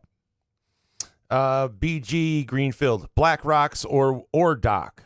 Which Marquette brewery do you prefer? I am a Black Rocks guy, I think. But I've had a great experience at Ordoc, too. I haven't been to Ordoc as often. I've been there a couple times. Black Rocks much more often. I like some of their, and I don't love everything at Black Rocks. They've increased their beers now, and I like more of them. I like their back patio where you can sit and have, bring in food from outside. I like what they've done with the place. I like that area of Marquette. So I would give the nod to Black Rocks. But it's not really fair because I've only been to Ordoc, I think, twice, and over the 10 years we've been going up. Andrew Gauthier next. Does the fact that many of the world's best golfers missed the cut at the Open elevate it or diminish it as a tournament in your eyes? What do you think? I don't know if does it elevate it? No, it doesn't diminish it either. I just think it's as long as it's one of the majors, it's really hard. Like it's in Europe. So I mean, I just thought it was. I don't really care who makes the cut because I like the Cinderella stories, the Browns that end up in the final round with a possibility to win it. So you're rooting for different guys anyway. As a gambler, yeah, it's annoying, but I don't think it's bad if you're just trying to watch a golf tournament. And I like that it's different. I like that we don't have I like that the Masters is first and the way it makes you feel, and it's the same course every time. I love that. Mm-hmm. I love that the Open is links courses in Scotland and England. They're just different, and they move them around to these beautiful places, and they play in tough weather. And then I like that the Open is supposed to be difficult, and they move it around. And I really like the way golf majors are actually set up now. I've gone back and forth whether I used to like having the PGA later or earlier, but I don't mind the way it's set up at all. Andrew Gauthier, think back to your college days. What would you have gotten? What would have gotten you to visit Groovy Donuts, a few minutes drive off campus during move-in week? Discounts, combos, unique donuts. All right, so we need to put on, this is a serious marketing question from the owner of Groovy Donuts for us and for listeners. So if you have ideas, write them in. Like a lot of MSU listeners, what would have gotten you to go? It's not far. A free donut. And if you don't have a car, that's one issue. So a couple, it's a good question. Because a lot of if you're a freshman or sophomore and you don't know about Groovy Donuts that well unless you listen to this podcast. Gavin, spread the word to your friends. If you buy a dozen, could you get a gift? If you get a dozen, something that would entice you know what I mean? Yeah, you have to buy something to get something. I would be inclined to try to do something like you guys often do when you go to the Capitol or a Lugnut Stadium or another festival or whatever, and bring yourself to the students a little bit during that. Now, that doesn't create... Are you allowed to do that? I don't know. It also doesn't create the habit of coming to you, which is the habit you want them to develop. Like going to Groovy Donuts on a Saturday morning or a Friday morning, whenever your classes are done for the week, becomes your routine. If you come to Groovy Donuts, we won't try to ruin your credit like those other tents of people trying to give you credit cards with 20% interest rates on them. I think discounts are the key. I really do. College kids love discounts. Unique donuts would be something, but something that if this is you're moving in like a free donut or some sort of because that's the way bar nights are created in who's got the cheap beer that night. This bar becomes the hot bar on a given night. I think discounts, getting the word out that you've got something for college kids on Welcome Week. I think it's discounts, free donuts, getting people there, creating that habit. If you can't talk be to there Pure to Options, them. you guys, do Partner something together. Options. Yeah, weed and donuts is a good combination. What's that 2 Chainz thing that's coming up? Is that like the concert there? I don't know. So yeah, Just spitballing ideas. Yeah. Oh, it's only September 7th. It's a little after Welcome Week, but right, have a vendor. Yeah, be at the Friendor parking lot block party with Pure Options. But have Trees do it. I'm the wrong person to ask because my ass would have been at Groovy Donuts in Welcome Week if I went to Michigan State. There's just no question about it. I would have have to kick you out. Yeah, excuse me, sir. Could you? It would be the end of the. Been discount. here for 7 hours. It's kind of weird. Discount. You can't keep coming in different disguises for free donuts. We're closing. Could you leave? We know it's you. Yeah, he's setting up shop over there. This is a good question. I will brainstorm it. Anybody else has ideas of things that would bring them because it's not far, and is ways to create the habit of going to Groovy Donuts. We'd love to know, and so would Andrew. Next one from Gautier. I am feeling zero buzz for college football. Is it still too far away, or is there a genuine shift in the level of excitement for college athletics currently? I think it's just too far away. I'm kind of excited. I mean, I'm playing the video game. I love football, so I'm always the same level at this point. MSU football practice does start this week, Tuesday. MSU football practice. Wall-to-wall coverage. Yeah, yeah. Somewhere, not here. Somewhere else. But to your point, is it still too far away? I didn't go to Big Ten football media days, and the reason I've always thought it was overrated and unnecessary to go to had a lot to do with the distance between it and the beginning of the season and how many people were into it yet and how many people read the stories you were writing. It was just the numbers. You could write the same story 3 weeks later, a couple weeks in August, and it would do double, triple the readership. And so that was frustrating. And it's like people just aren't there yet. They're still at the lake. They're doing other things. They're in summer routine. They're in summer mode. Now, some people are at football all the time, excited. But I think for me, and I think the older you get, this is more the case. Because I remember being like 15, and we'd be in Maine, and I'd be printing out I'd be going down to the public library in Saco, Maine to print out, training camp write-ups for the Lions, and I'd be reading the Boston Globe and the Portland Press Herald just to get I didn't care about the Patriots, but I loved reading about football and NFL and everything like that, and so I was so into it, and that would be in July, late July, beginning of August. So that's changed as I've gotten older. So I would say it's just too early, though, for most people. You say that there's people up north, like they're doing something every second while they're there. I'm sure there's internet, and you can you sit back to relax and read some stuff. But you're just not in your habits. People have habits, and when they read and how they read, that's what's different in the summer. Sure. Yeah. All right. Andrew, similarly, I am a lot less excited about the Olympics than I have been in previous years. Maybe this says more about me and my relationship to sports watching, but based on a few conversations I've had recently, this seems like a larger issue across sports fans. Any thoughts? Well, I think the Olympics, the COVID Olympics sucked, and it wasn't as fun, and I wasn't into it at all. And there was delayed a year. I feel bad for Tokyo, right? They should get to redo that. And then, you got barely anybody there in 2021, and it just that sucks. So that took us out of the mode. I have not been a huge Olympic person for several cycles now. Gambling is bringing me back into it. Now that I can bet on. But you let the Olympics come to you, right? There's nothing I can tell you right now that I'm excited for. But the gambling would change that. Totally. But I'm saying still, even with gambling, I'm just gonna wait. I'm still what's the events people are kind of talking about, and then I'll maybe tune into that. But I can't say that I'm excited for a certain thing to happen right now. The other thing that sucks about the Olympics is when time zones don't match up here. The stuff that's at night, packaged by NBC, is crap. It's already happened. You don't want that. You want Peacock. You want the live stuff. But yeah, I'm not a huge. I gotta say, Peacock? I've noticed the number of people traveling to cover the Olympics right now in our company and other companies. A lot of people over there. A lot of people, and I'm not saying it's not worth sending some writers over there to do good stuff, and there are ways to do it really well. But if you're going to send people to cover the Olympics, just make sure your travel budget's good everywhere else, because that is not as important as most other things you do. But how do you skip the Olympics for some of these places, though? If you skip the Olympics, it kind of tells your readership. It's like, okay. Well, 2 weeks later, it's gone. It's a TV. I mean, it's who cares? I'm not saying, again, I'm not saying you should. I'm just saying everything else needs to also be covered, because the Olympics, in terms of interest and readership, does not. But what if something happens at the Olympics and you don't have someone there? You should have people there. I'm just saying the number of people some of these places totally that goes for a lot of other places too. Yeah. Ethan, Carmela, next. During my time as a student at MSU, we opened with Furman, Bowling Green, Utah State, who had Jordan Love, and Tulsa. Where does this year's opener against Florida Atlantic compare in difficulty to those? Well, their over-under is like 6.5. I mean, there's a decent program. I don't know. I haven't done enough work on them yet, and will as we get closer. But, and just in terms of program, that Bowling Green team wasn't that good that year. Utah State has been good, obviously, at times. It's a great question. I just can't give you a good answer, so I'm not gonna fake it. What I don't think it is. I think it's a good opener in the sense of, because Michigan State's like an 11.5 point favorite. I don't know if that's correct or not either.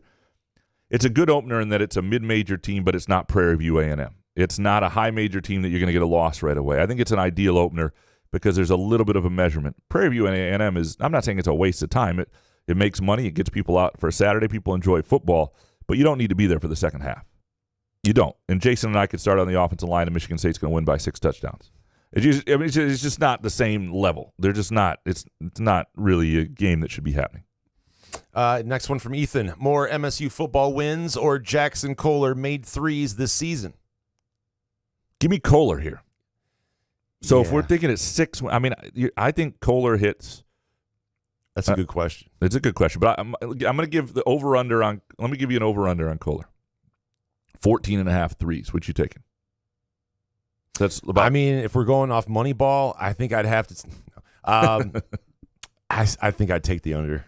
Yeah, The under. I think that's 14.5 seems way too much. You're talking about one every other game, and I hope I'm wrong, but I would Yeah. take the under.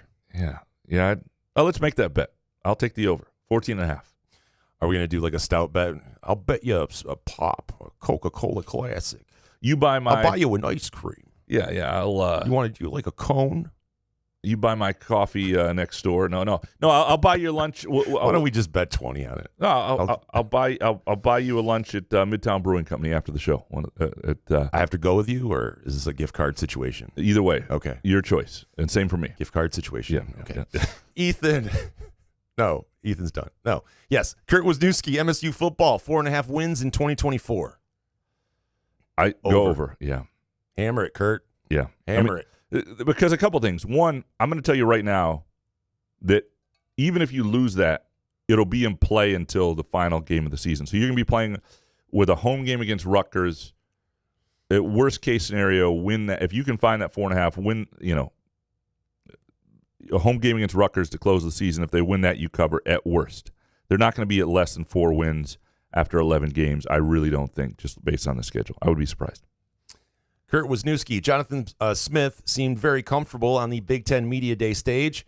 Which coach and players showed up best and worst? I wasn't there. I mean, obviously, we saw with Deshaun Foster. Yeah, Graham, give us your takeaways from Big Ten Media Days. I was not there. I was not there. We saved the company some money, and this was not like, this was me for years saying, I don't know if we need to be there, and again, it's not that there's some value in it, but my whole thing has always been, if you go to Big Ten Media Days, you need to be at every game all year, men's basketball, football. Wow. Because all of those things are more important than the media days in terms of your readerships, where their heads are in July.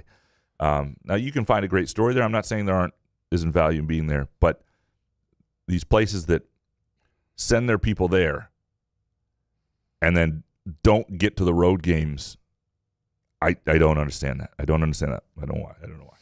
Ken Chu, as a player and coach combined, what is Jonathan Smith's record against Oregon? I should look this up because it's a direct question. I don't know. Hold on one second. Let me see if I can figure it out. This is what I see.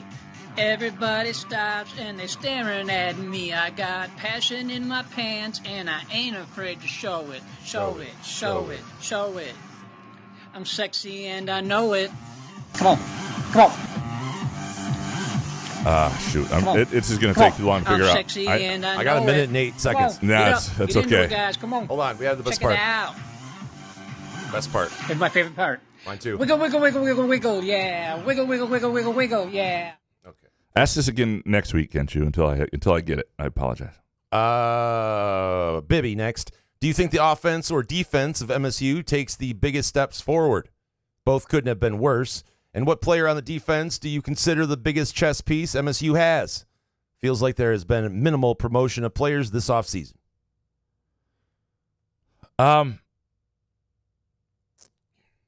It's so hard to know. I mean, obviously, offensively, they have a new quarterback. They were just awful last year. I mean, they were shut out 49-0 against Penn State, where they weren't even competitive at all. Now, they weren't competitive on defense either, but offensively, it was just putrid. So I'm going to say the offense takes the bigger step. But it is interesting. Like a guy like Dylan Tatum, who is moved around. Like, what do you do with him? Where does he wind up? The reason there's minimal promotion of players is there haven't been players who have earned that promotion. Like, in talking about hyping guys or writing stories about guys in the offseason, there just haven't been. A lot of guys have left. People don't trust. Like, Jordan Hall is obviously a really good player. The sophomore is, I think, going to be a good player for a while, and we'll have plenty of time to write about him. But in the offseason, after going 4-8 and a year of transition like this, you're just not going to get a lot of that. So it's a good question. I think the offense has more room to grow than the defense, which wasn't great either a lot. But I'd give it to the offense, but just based on new quarterback, new tight end. I think the receiver group's going to be okay. They're solid at running back. The offensive line, I think their starting group should be okay-ish at least. And the question is, if they're not healthy, I have some depth questions there as well. Jumping kitten kisses next. If MSU football has a successful season, does MSU have more players leave for better NIL deals, or more players want to transfer in? Yeah, I mean, the key is retention of good players as you grow as a program, and that is through NIL partly. And so that will be something that Michigan State has to do, is make sure there aren't better NIL deals for these guys out there. And a place like MSU ought to be able to be competitive in that regard, but that's going to be a big test for them. You will get more players wanting to transfer in if it's a winning program. So I don't know. I don't know what the answer is to that, but I think both things are true. But I think as you grow a program, player retention is really, really important. And in this day and age, and if you can do it, if you can have continuity and you can get good players to stay and develop in your own program, you get a much better chance to win. Next from JKK, how do you feel about the 2-minute warning now in college football? Great for the 3 quick takes. Just another. I used to root for like injuries and all sorts of things to stop the clock. As much as I hate the little guy in red who comes out and like does a 4-minute media timeout every 2 minutes. It's helpful for that. He chooses that, like that's his. How much time? But he's so hated. God, I hate that guy. Just the messenger. But it's awful for the fan in stadium experience, and that's the one thing I don't like about the 2-minute warning is they're already in college football. It's not a good experience. It's not a good product for fans in the stadium. There are way too many stops and starts. This sport, if people weren't passionate about it, would not exist. It's not something that you go watch a soccer game. It's done in 2 hours. There are no stops for 45 minutes other than when people are faking injuries. But the clock keeps moving. And then there's a 15-minute break, and then there's no stops for 45 minutes, and the whole damn thing's over. But the faking of the injuries, though, come on. That has to not annoy. Great. Right? Yeah. Well, some of it's not faking. A replay. Well, of course, I'm sure some guys get hurt, but for the majority, Well, one of the things that happens in soccer that people don't realize, and I didn't used to early on because we didn't play with this, but the type of cleat that they play with, a lot of times what happens is the actual collision is actually very painful. It's a metal cleat like on your ankle bone, and you're actually okay to keep playing, but in the moment it's extremely painful. So while they look like they've just been shot and then they're okay, it's sort of what happened. The instant of pain is bad. So they're not faking that. It's just it takes a minute to get up and get over it. Just trying to add something to the show. I didn't really want that whole. Thank you for that explanation, though. I appreciate it. You're welcome. Alan Pearlstein next. Why is extra time in soccer displayed as an estimate instead of exact time to 1/10 of a second? We don't guess what the game clock is in any other sport, Graham. As a journalist, you must find this lack of transparency to be nauseating, especially if you're gambling on these. Yeah, I mean, how much time is left? A bad ref, when you need your team to score and you're already in extra time and the other team's time wasting or there's a substitution, that ref's not paying attention correctly. It drives you batshit. It is up to the ref. It is Not my favorite thing in the world. I wish there was an exact clock that was in extra time that was stopped and started as the game stopped and started. And that would actually cut down on a lot of the time wasting, because some of these games would be like 30 extra minutes. People are like, oh, shit. Really? We got to play 30 more minutes? Yeah, because you wasted all this time, doofus. Like, yeah, no, I'm not a fan of sort of the guessing and vagueness of it. The what? Vagueness? Vagueness. Okay. Yeah. Some dude, Couch, you said you talked to me at Moneyball last week, but that was last year. Are you saying that there's some dude out there impersonating some dude? We are all in some state of cognitive decline. Yeah, I got confused. It was a different listener. I apologize. Yeah, I got confused with the. So who was it? It was not some dude. Yeah. Right. Yeah, it was so not do some you dude. know? Well, Yeah. who was it? A different username, and I can't remember the username offhand. But I yes, I apologize. But did they say that they were some dude, or did No, they just no. go, "Hey, Graham"? That was me, and that was me misremembering the Twitter, the username of the person, or the name of the. Yeah, it totally my bad. It's a year ago. I remember meeting some dude now, and in the moment when we were talking about it on air, I said some dude, but it was not some dude. It's got to be crazy if you're some dude. You're like, wait, what? What's he talking about? Some dude. Next one from some dude. How bad do you think a torn hamstring that requires surgery hurts? Would you cry? That's got to hurt, right? Probably. What do you have to? What's the rehab on that? I don't think I would cry. I would hope they would give you some sort of pain meds or pure options or something. I haven't cried much since Allen Houston left the Pistons in '96, but I might. Yeah, I don't know that. Did you really cry? You shed a tear? Yeah, I think so. I was 16. I was Damn. not happy. Were you by yourself though? Like, Well, no one saw it, right? A buddy called me and said, he's gone, and He passed away. yeah, and we just because it looked gone. like they were going to get Allen Houston with the Dikembe Mutombo and add him to Grant Hill, and they were going to be contenders, and then Mutombo didn't come because of that, and it. So yeah, what? it's not Like he great. told you he was gone. Did you throw the phone down or?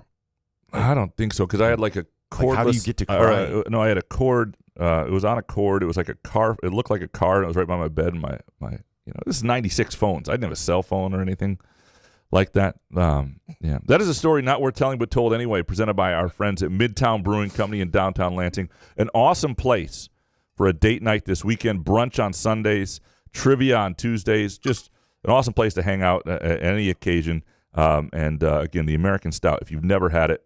If you like a stout, I'm telling you, it is absolutely fantastic. Great menu. Go to Midtown Brewing on Facebook, and you can see sort of their daily specials and all sorts of cool stuff. Great character place, as I would say, cozy but spacious.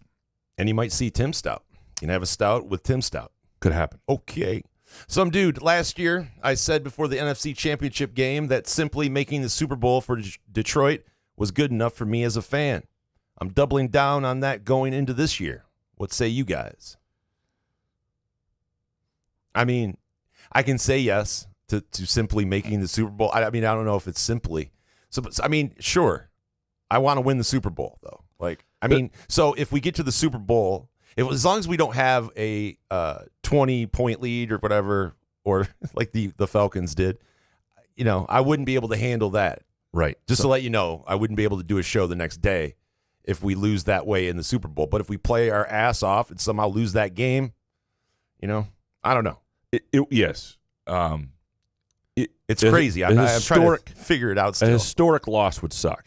And I think a loss would suck, period, because you get so close and it's hard to get back. That's the problem with getting there and losing is it's almost not like yeah, but they say that. But good teams, they stay around. And I've never seen anything like where the Detroit Lions, the guys, they all say the right thing. They want to be there. Dan Campbell is just, it's just, I've never seen it. So I just think like people want to say like, oh, they're not going to be as good this year. I disagree. I think they might be better. You know who I think is an important player this year? Jared Goff. Well, Jared Goff's not very important. No. But Hendon Hooker. Because I started thinking about this the other day, like for all the stuff that's talked about, yes, the Lions look like they have a really good roster, and Jamison Williams is taking steps, and what the hell is that? Sorry. Oh. Sorry, I should have turned my mic off. I drank out of my cup. Oh, okay. The Jamison Williams looks better. All the stuff that it looks like they've got a really good team. He was puking all over the place. I love all of the Lions beat guys, though. It's like Jameson Williams looks unbelievable, like Baumgartner. Yeah. Just unbelievable. And then the next tweet, Jameson Williams was puking in the end zone multiple times. And I'm like, okay. Is he hungover or what's happening there? But like Goff, the odds that at some point you're not going to have a quarterback injury a little bit is you don't want anything season injury, but that Goff might miss a game or 2 or 3 or stay away, Liz Frank. Yeah, but like every time people act like Hendon Hooker is no longer important because they signed Goff and Goff is the future of this window of Lions football, and I get that. I'm not disputing that. But also you do need to have a capable backup in a year that you want to win a Super Bowl. And so I think he's an incredibly important person. Sorry. But no one wants to talk about injuries or Jared Goff out games, I guess. I do. Maybe Pat Caputo and you, yeah. But anyone else, no. Jordan Bunt, Couch, can you please reenact the UCLA coach's wonderful performance at Big Ten Media Day? Perfect. That was pretty good, man. I do well? Yeah. Thank you. Thank you. Damn. Yeah. Nailed it. Jordan Bunt, have there been any rumblings of future renovations to Spartan Stadium? Place needs to be more fan-friendly. Keep the thoughts, though, of course. The troughs, though, of course. Appreciate you, Jordan. Sorry, I'm just still wondering why you would leave that in if you didn't want to do it or answer it.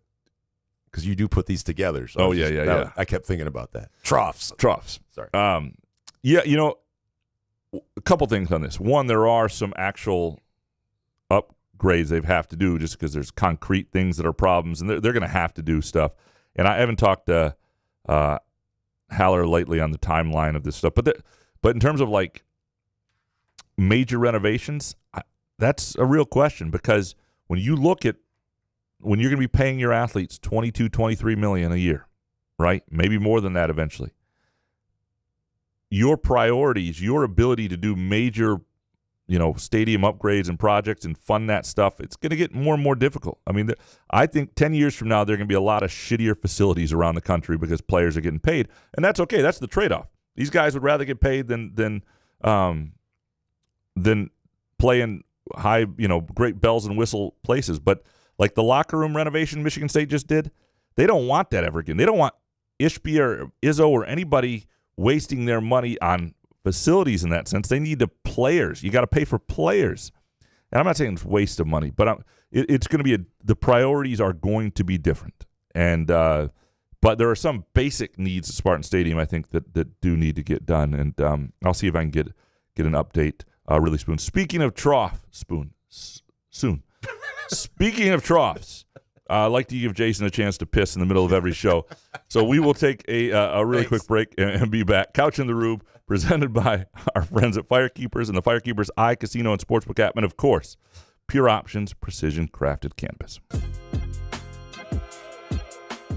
Hey, sports fans, are you tired of the same old routine? Looking for a way to unwind after a long day? Look no further than Pure Options, the premier destination for all of your cannabis needs in Lansing, Detroit, Muskegon, and Mount Pleasant. Whether you're cheering for the Lions, Spartans, or the Wolverines, Pure Options has everything you need to elevate your game day experience.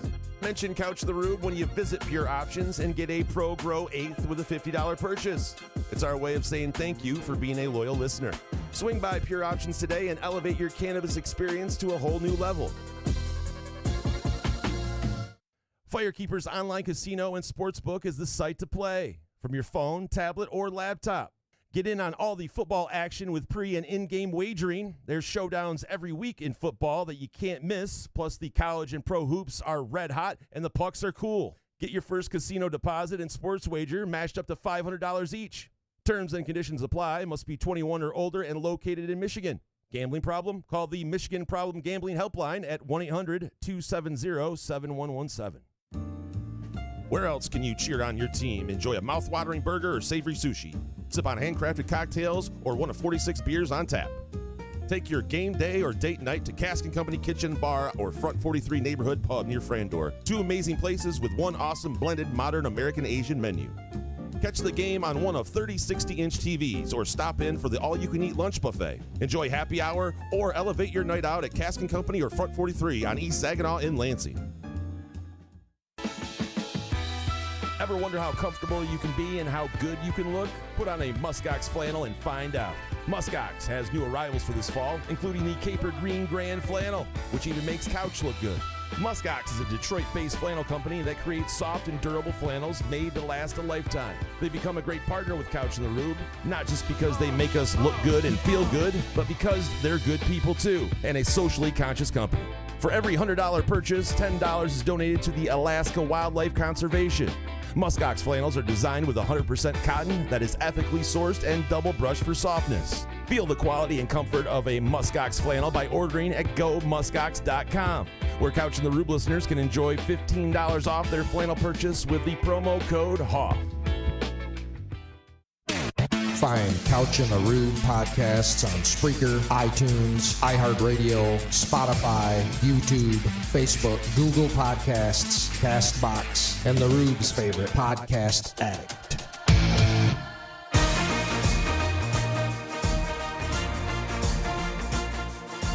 Couch in the Rube, presented by Pure Options Precision Crafted Cannabis. Join if you missed their last block party, and I hope you got to see it. This one will probably have better weather. September 7th, 1 to 7 p.m. at the Frandor location. 2 Chainz on the mic, other local artists on the mic, vendors, food trucks, the Michigan State Maryland game on the big screen. Should be an awesome time. And again, that's the Frandor location of Pure Options. Go to pureoptions.com for the location nearest you anytime to get through this weekend. Or if you just need to relax, some pain management, whatever it might be, edibles, whatever your, if you're like me or the Joe Ingles of weed over here, Jason, Nick, again, pureoptions.com. And $50 or more gets you a free eighth of ProGrow, terrific in-house brand. Let them know Couch in the Rube sent you to take advantage of that offer of $50 or more at any Pure Options location. All right, back to the Groovy Donut Twitter questions. Zamacock next. Why do the networks keep messing with their score bugs? ESPN attained perfection around 2015 with the score bug in the trouble with the snap game. The one Fox Plus affiliates have been using the past few years is comically terrible. Graham, fix it, Graham, please. I haven't noticed it being terrible, but you're right. People always feel like, we got to update. We got to, yeah. I think Apple does a good do they bug on their MLB games. Yeah.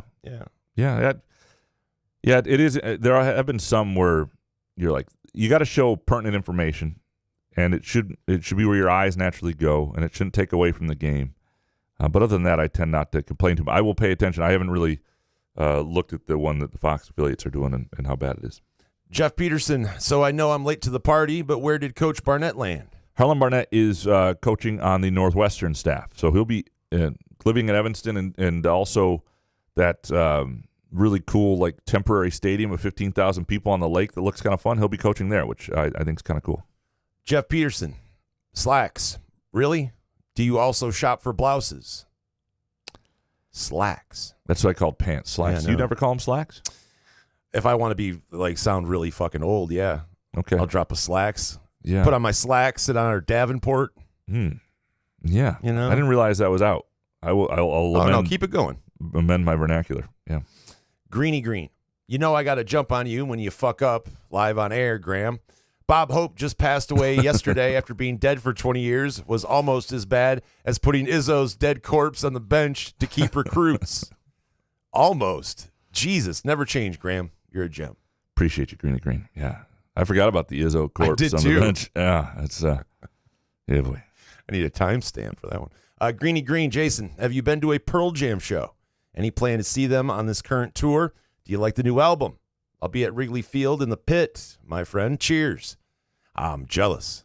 I would love to. Maybe, I don't know, when does the tour wrap up? Because I think our concert schedule is, we can't put another one in there because it costs $1,000 to go to these things. But I have seen Pearl Jam in concert. I actually, the one concert I went by myself, and it was awesome.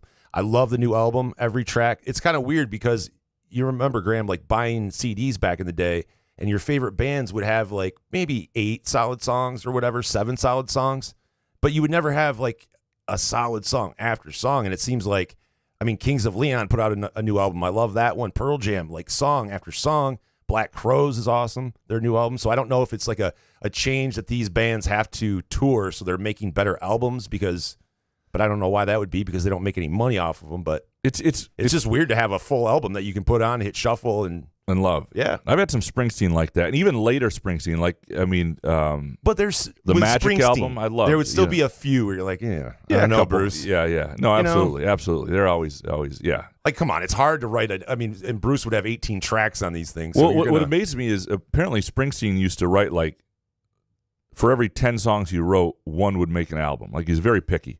But I was always like, how do you have shitty songs then? Like, because this was one out of 10. Like, because you're the boss and no one really tells you it sucks. Yeah, so that's a good fair point. I mean, the boss can hit 90%, right? That's a good point. If you're Springsteen, who's speaking up? Yeah, I actually saw Eddie Vedder live on stage alone, acoustical, at a Ralph Nader rally in 2000. So there's that.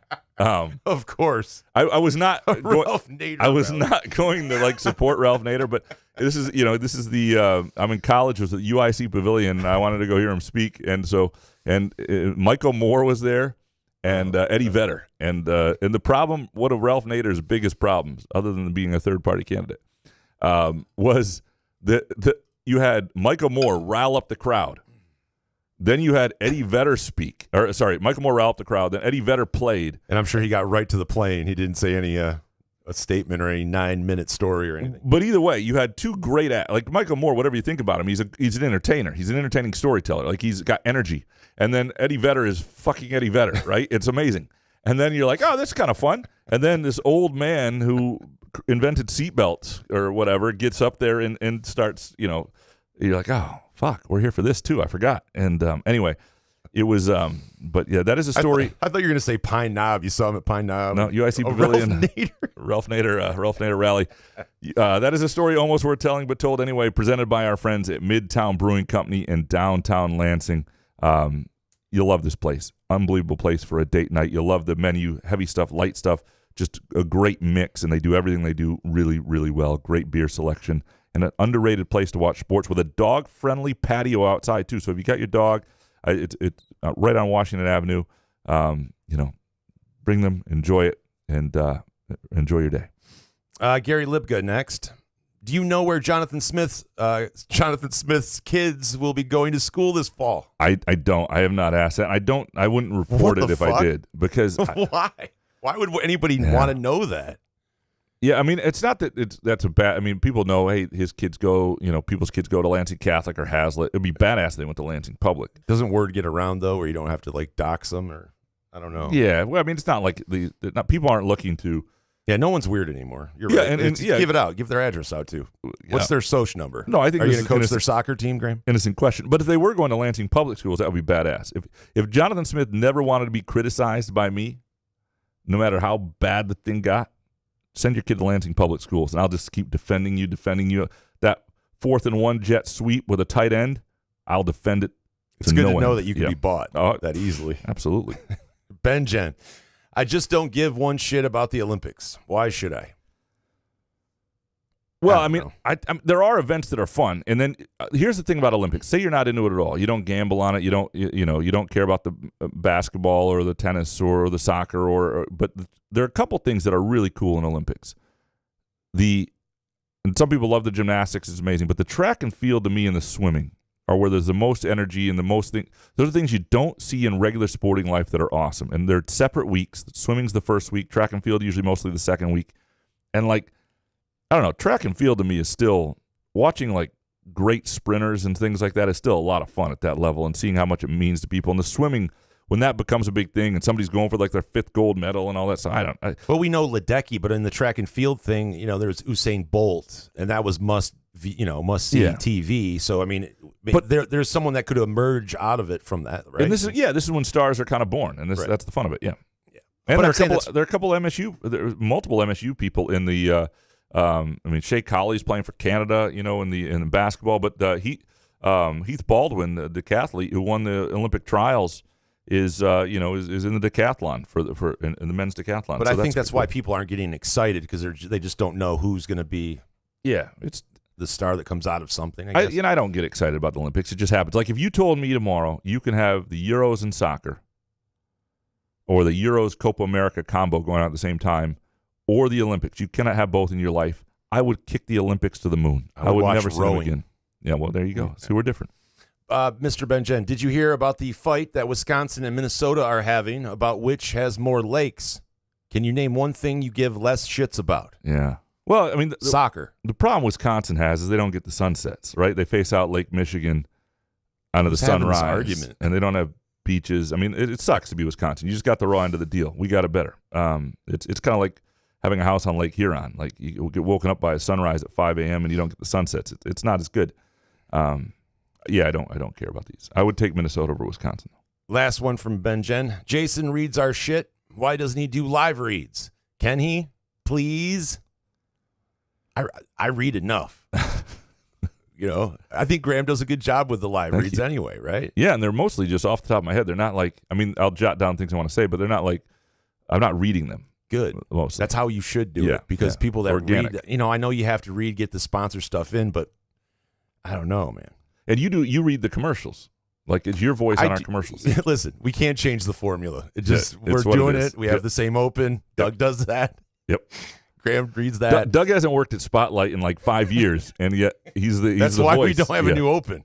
Yeah, and it's If why he's still here. and it's why our Tigers thing. Oh, that rules though.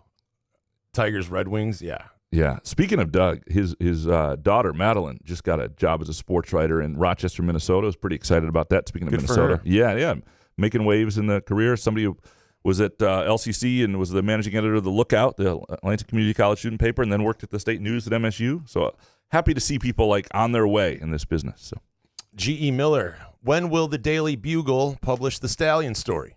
Give us a date, and what's the holdup? just gotta nail down the amount of sourcing. Is all it is. So I can't give you the date. I wish I could. Will it be before the Netflix thing? Or? Yeah, or it's 100%. Yeah. G.E. Miller, bigger threat to the country, DEI, cat ladies, and veggie burgers, or AR-15s, climate change, and autocracy. What the fuck? Autocracy. Autocracy. Close. It's got auto in it. It does. So yeah, no, AR-15s, climate change, and autocracy are definitely Just do that phonetically next time. Are definitely the wins there. GE, but thank you for bringing up. Are we all talking our about the fears. guy that fucked a couch? No, Still? well, no. I'm sorry. I'm trying to stay out of the politics thing, but when you say the guy's having sex with a couch, I mean, I got to tune in. Yeah, I mean, Figure out he's what's made some errors. It doesn't really matter what side of the ledger Oh you're yeah, on. he's the guy that's anti me not having a kid. He thinks I'm like less of a person. Yeah, he doesn't think you should That's be allowed to breathe. Fucking fine. That's what he said. I'm still not having kids. I mean, I might have one. Does that count? Like I did sign off on a kid. So Wait a sec. What? I've told this story. I don't remember it. In my driveway, I signed off. I mean, there was a What year are we talking? oh shit, this is 07, Okay. 08, 07 Rube. I love it. Around Okay. there, yeah. Oh god, yeah. No, it was a ex-girlfriend that we broke up, and she cheated on me, and there was a couple other. Let's just say if we were on Dr. Phil, there would be like 3 dudes that would be like, or no, that's Maury Povich.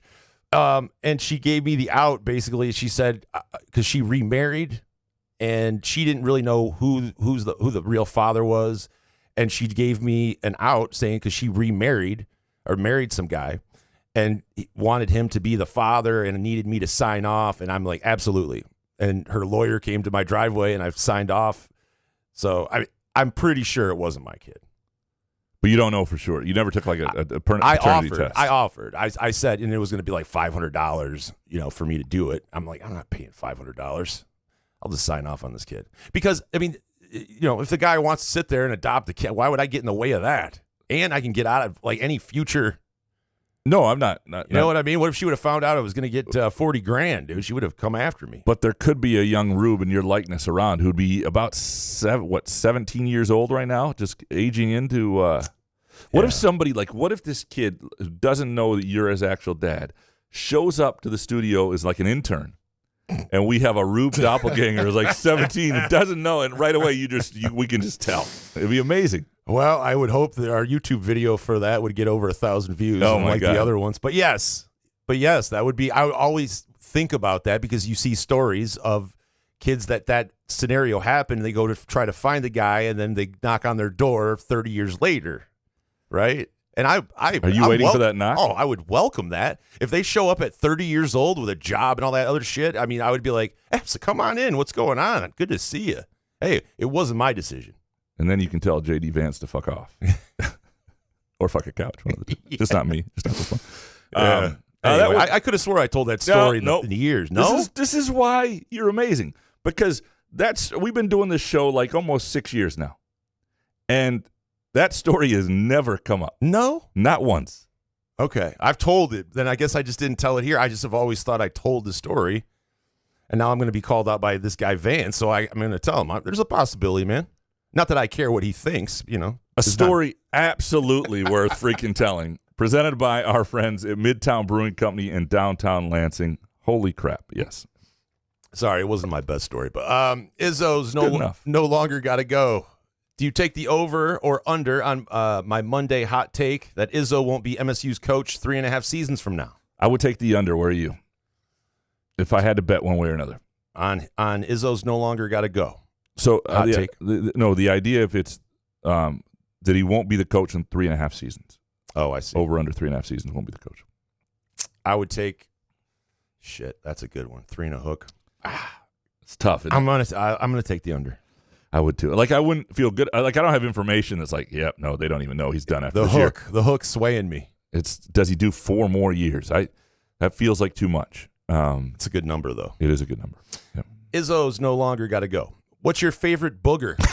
The entire side of the nose slider, the hard huge nugget, the one with a root that reaches into your sinuses, or the wet booger snot rocket? I'm not really wet booger, but when it's dry up there and you just put one finger on the nostril and fire that out, and you can kind of feel it as it's exiting the nostril. Yeah. I got to say over that one. Yeah, I mean, I got to say all three are kind of fun if no one's around. You're just jamming a finger in your nose. But the most satisfying booger is actually just when you're stuffed up and you get it out and you blow your nose. That's the most satisfying, right? Mm-hmm. But thinking back to the days of like kids picking their nose, and look, every kid kids pick their nose at certain times, but it's if you eat it, right, and then tell everybody that they're salty. And they go, well, how do you know? Yeah, I don't know. I heard it from. God, I can remember a friend in 3rd grade just come out and he'd eat it, and it'd just be the worst. I couldn't even. I get grossed out by that stuff. That's just disgusting, man. Couch on fire isn't the proper walking around the house naked. Number 1, you don't look in, and 2, I'll close the blinds. Yeah, I mean, so I had a house in Kalamazoo where I lived, by the way, for a while. Yeah. Now you've been withholding that story? No, yeah, living in Kalamazoo. Yeah, brand new. Where I just didn't have any blinds. I remember my grandmother coming to visit, and she's like 90 at the time, and she's just like, how does this child not have any blinds? I mean, I'm like 30, and just no blinds. And then he came out naked, and Grandma's like, no, but like I just didn't. I was renting the house. There no blinds came with the place. It was like it was a cool big old house. Why am I going to put blinds up? I don't think I had in my first apartment. I don't think I had sheets for like at least 6 months. Yeah, and this is an old cool house. These like stained glass windows, some interesting window. Like it was different. You don't have sheets on the bed? Not for like 6 months. I don't. Just slept on the mattress. Probably, yeah. Okay. Just have a blanket over me. Interesting. I don't know. Couch on fire. How much of Moneyball does the coaching staff watch? Every once in a while, you'll see somebody there. They didn't used to be allowed to be there. They are now. So it used to be 0. But Izzo never goes. And occasionally you'll see one of the other assistants, but not regularly. Don't coach my team. Couch on fire isn't the most fun bet right now. The over-under for each of the Big Ten teams, as you discussed Monday. Well, over-under season win bets, I love them in football because it makes you invested for the whole year on different teams. It gives you another team that, like, it doesn't matter if I like Nebraska's line the whole on a given week or whatever. I've got Nebraska over 7.5. Every week I'm sort of checking on their score. If their game is on, I've got a little bit of something, action going, and it just gives you a little something. But I love it depends on your bankroll as well, though, right? Right. Depending what kind of bettor you are, because it's $20. Like, some people don't have the kind of money to wrap up in bets that are 6 months away or Correct. whatever. So I can totally understand if you don't want to bet 25 to win like 125 or something. Right. Like, so if you're downloading the Firekeepers iCasino Sportsbook app, you've actually got to put the money on a credit card or something like that to pay it. Now, if you want to put $100 on Nebraska, that's fun to get 100 basically back at the end of. But if you get an offshore book, they'll front you the money. That's the best way to do it with big season win bets. Just and then cancel it and go on the run. Yeah. Just move quietly. Change your phone number. Ryan Schultz. Graham, on Monday, in response to a take about the Stallion story, you quietly said, well, it's not really a Michigan story. And I think Jason missed it because he quickly moved on. How exactly is it not a Michigan story? Yeah, I mean, I want to be careful here because I want the story to come out. But what I mean is I don't think the genesis of it was, it's not that Michigan isn't, that Connor Stallions isn't involved. This isn't some deep Michigan conspiracy otherwise, I don't think. I think the genesis of it is on the CMU end. Jebediah, is Connor Stallions now working for the Canadian women's soccer team? Have you seen what's happened with the Canadian soccer programs? Even the men's, Can't too. say I have, no. They're accused of, I think it was the men's coach who they filmed closed practices of other teams and like broke down the film in film sessions with their players, and they're in some trouble right now. Does that give a lot away if they're just out there kicking the ball around? And well, you may know things they're working on, types of set pieces and stuff like that. Yeah. So I say we let both teams do that, and maybe the games will be interesting. Yeah. Let them know what's going to happen. Jebediah, is there a worse sound smell combo than a dog licking its ass and expressing its anal glands? That sounds miserable. What the fuck? What are these? What kind of question? Why does it have to be anal glands with it though? What kind of smell are you getting if it's just licking its ass though? Jesus. Yum. Boogers, anal glands. Jebediah, over under on the number of Heismans Jay Coyne will win at the fullback position. Personally, I'm going 3.5. And I'll take the under. Hans Jurgen, are you a childless cat man? I would be if we didn't have a dog. I love cats. Yeah, I hate kids. We have a cat. We don't have kids yet, and we have a cat that's like not a stray. It's owned by a neighbor, but it comes over and hangs out. We buy it food and feed it all the time, and it comes in the house once in a while. So yeah, does the owner know that? We've named. You let the cat in your house? Yeah, and it just hangs out. It comes in and looks around for a while and then leaves. Yeah. So we named it Spot. Its government name is Peanut, but we call it Spot.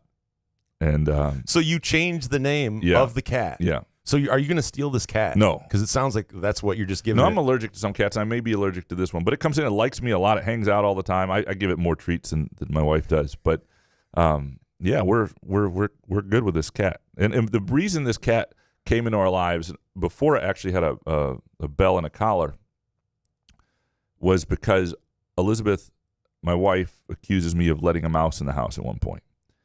I didn't let it in the house. We just happened to have one in the house. But we have not had a single one since we sort of adopted this cat. And that was like 3-4 years ago. So I'll take it. So can you guys get your own cat? No, we don't want my own cat. Oh, all right. Hans Jurgen, Jason, do card collectors often get their collections appraised for insurance purposes, or do they just live on the edge? Oh, yeah. People get big insurance policies on their cards. Definitely. It's kind of expensive, but I think you can do something with your homeowner's insurance too or something like that. But yeah, you got to take a lot of pictures. Hans Jurgen, is it a crock that the best soccer players are not playing in the Olympics? Shouldn't baseball be an Olympic sport? Does the IOC just promote sports from leagues they can profit from? I do think baseball is coming back, right? Softball is. I think baseball and softball are back in 28. I think in the LA Olympics. Is it in LA? Yeah. I think they're coming back. But will MLB teams want their players playing? It's a great question. Because the World Baseball Classic, Yeah, no, I wouldn't want who got injured. I wouldn't want skee-ball pitching in that thing or anything like that. Right. The best, yeah, I don't mind it. I don't like international soccer all that much. I enjoy it because other than the world, here's the thing: the World Cup is the Olympics in soccer. Like it's that big. It's just a huge deal, and it so. That exists, and you don't need the Olympics. And the Olympics coincide with the Euros year and the Copa America year. And the Olympics aren't really built well for soccer. A good soccer tournament takes more than 2 weeks.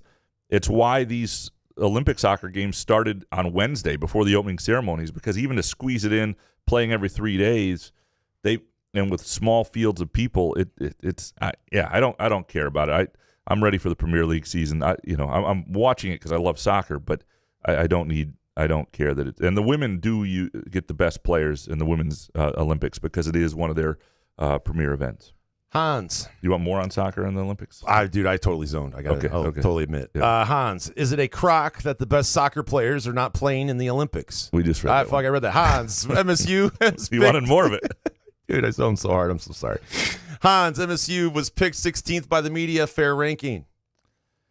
The media doesn't know shit, but also I don't think it's unfair because, the way they ended last year, anybody who watched them play on that Friday night, which a lot of people probably did, watch them play Penn State and lose 49-0. Why would you, and then change coaches, why would you think they're going to be that much better, and why would you pick them higher based on what? And so, again, the media is, I didn't vote this year. I was supposed to, and I kept getting emails like, hey, your vote needs to be in.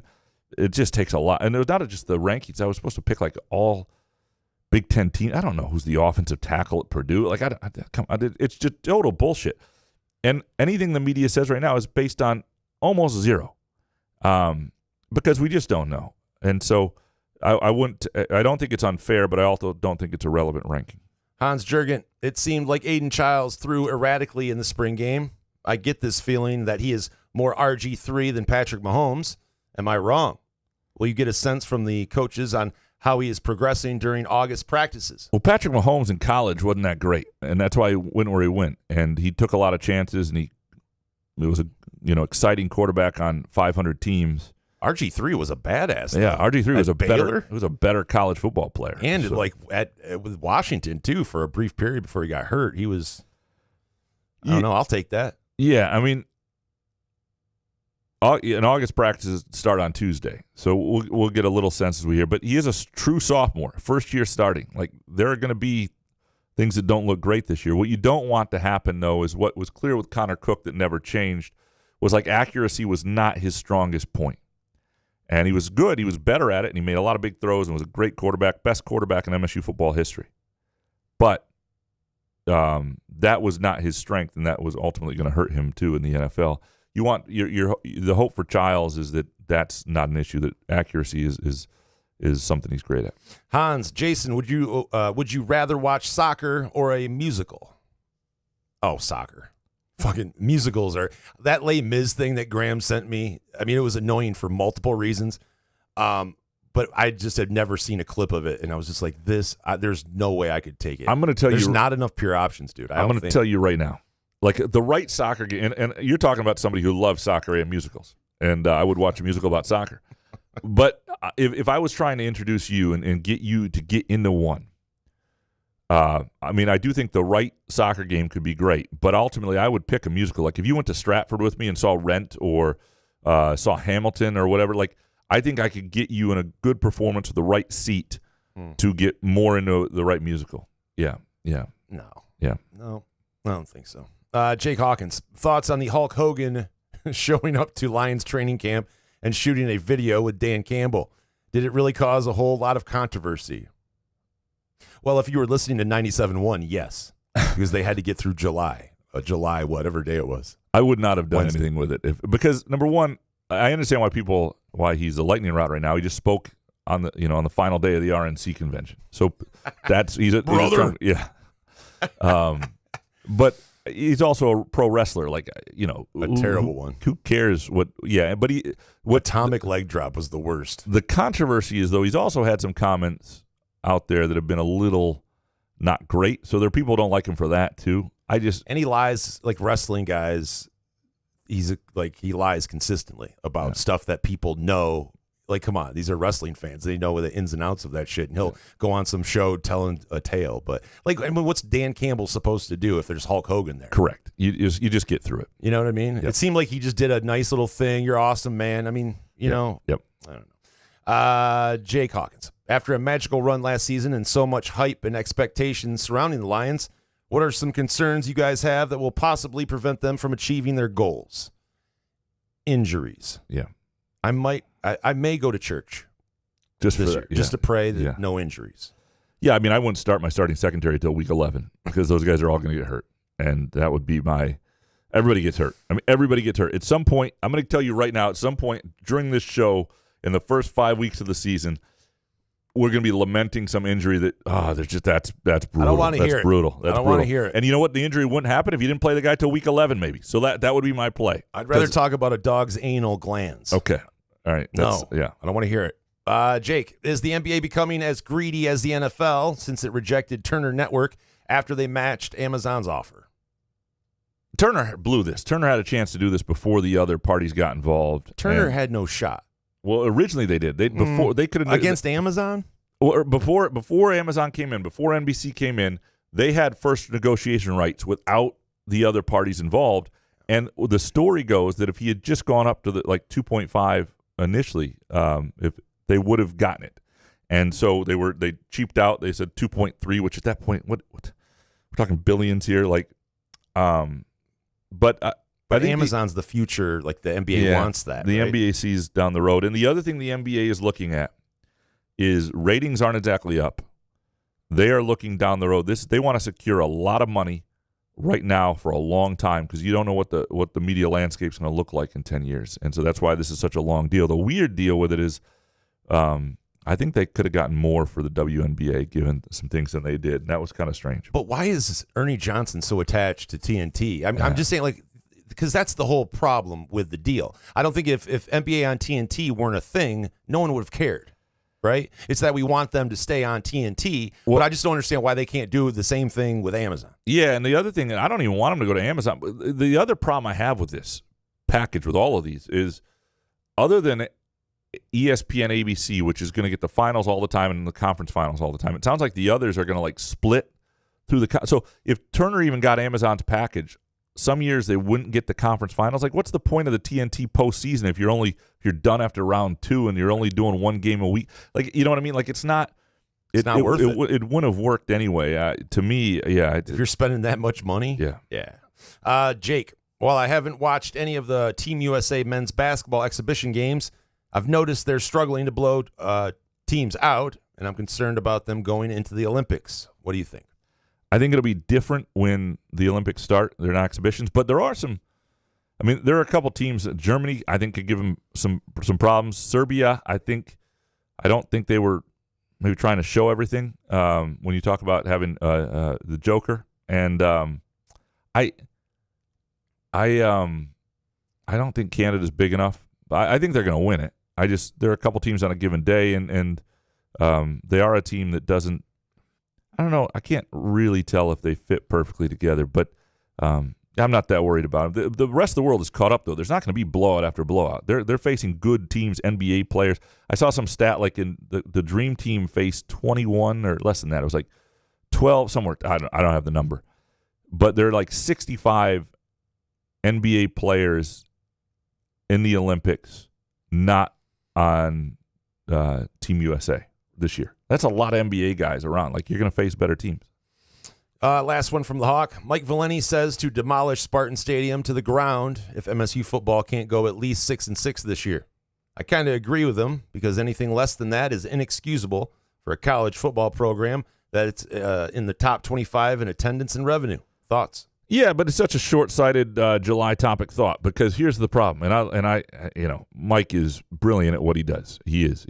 There's a reason he's making the money he makes, and people listen to him like you, Jake, as much as they do. He's been doing it since he was 21 years old. I'm not knocking him on this, but the opinion of the problem with it is, yes, he's right in one sense that a program that has the brand and revenue of Michigan State should always at least be 6-6.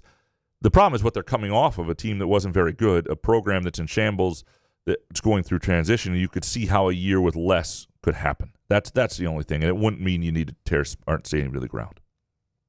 Upper Deck Jerk Guy, did you ever fuck a couch? Was J.D. Vance talking about you?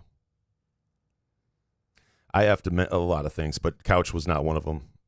Graham or a real one. Couch. Thank you for clearing that up. No. Jerk Guy, what songs are in the soundtrack to your life? What's your soundtrack to your life? One Day More from Les Mis. Yeah. I Dreamed a Dream. Oh, wait, I got it. Here's the soundtrack. Wiggle, wiggle, wiggle, wiggle, wiggle, yeah. Do the wiggle, man.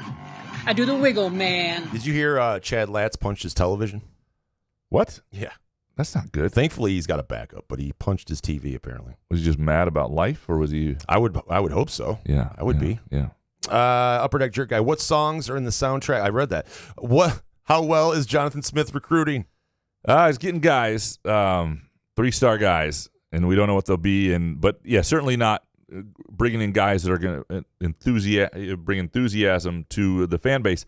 That said, I don't know that many recruits could bring enthusiasm to the fan base, because I think the fan base is wise enough now to know there's a decent chance that guy winds up going elsewhere, and there's another good chance that he transfers before he ever plays. And so who the cares what some kid says they're going to come to Michigan State a year from now? It's all crap. I do not understand any excitement in football recruiting about kids who commit now for a year from now. It doesn't make any sense to me. Why are we self-censoring ourselves at the end of the show after dropping? That's a good point. Fuck, anal gland. Upper Deck Jerk Guy, which of you is most likely to die of something stupid? This is actually, I think, a closer. I than think might it's you. Yeah, and I'm going to say this yeah. because I'm kind of reformed, no booze anymore. So that would get me in a lot of stupid shit. I kind of like being at home a lot. I could see like Graham getting into some sort of animal situation at like the house that Elizabeth kind of gets, bullies you into that you don't really want to do. And I could see you falling off either a ladder roof or something. like, yeah. I could see like an attack, like a possum attack or like a raccoon. Yeah. Yeah. And my lack of skill with like tools and as a handyman, electrocution can be a thing. Dangerous situations. Yeah, I'd say it's probably me at this point. Yeah. I'm still capable though.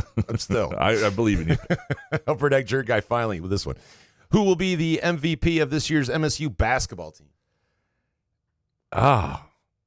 Great question. And why is it Cohen Carr? Yeah, Xavier Booker. Let's call it Xavier Booker. No, if I had to actually put money on it, I would say it's Jaden Akins. If I had to put money on it. Anyway, I had a deep thought on the final question. You can always tell when we cross the 2-hour mark because the show slides in a different direction, and I think we did here. We appreciate all of you producing our show, your patience for those of you who listen live, and we're hoping for a Friday show. Thanks for being with us on Saturday. We'll be back beginning of next week with our hot takes. We appreciate Firekeepers and the Firekeepers iCasino and Sportsbook app, Midtown Brewing Company, of course, Groovy Donuts. Get there this weekend. Get there anytime. Order a half dozen. Eat them yourself. Save one for the wife. And then, of course, our friends at Pure Options. Pure Options Precision Crafted Cannabis. The Block Party, September 7th at the Frandor location. Good show, man. Yeah, man. Couch in the Roof.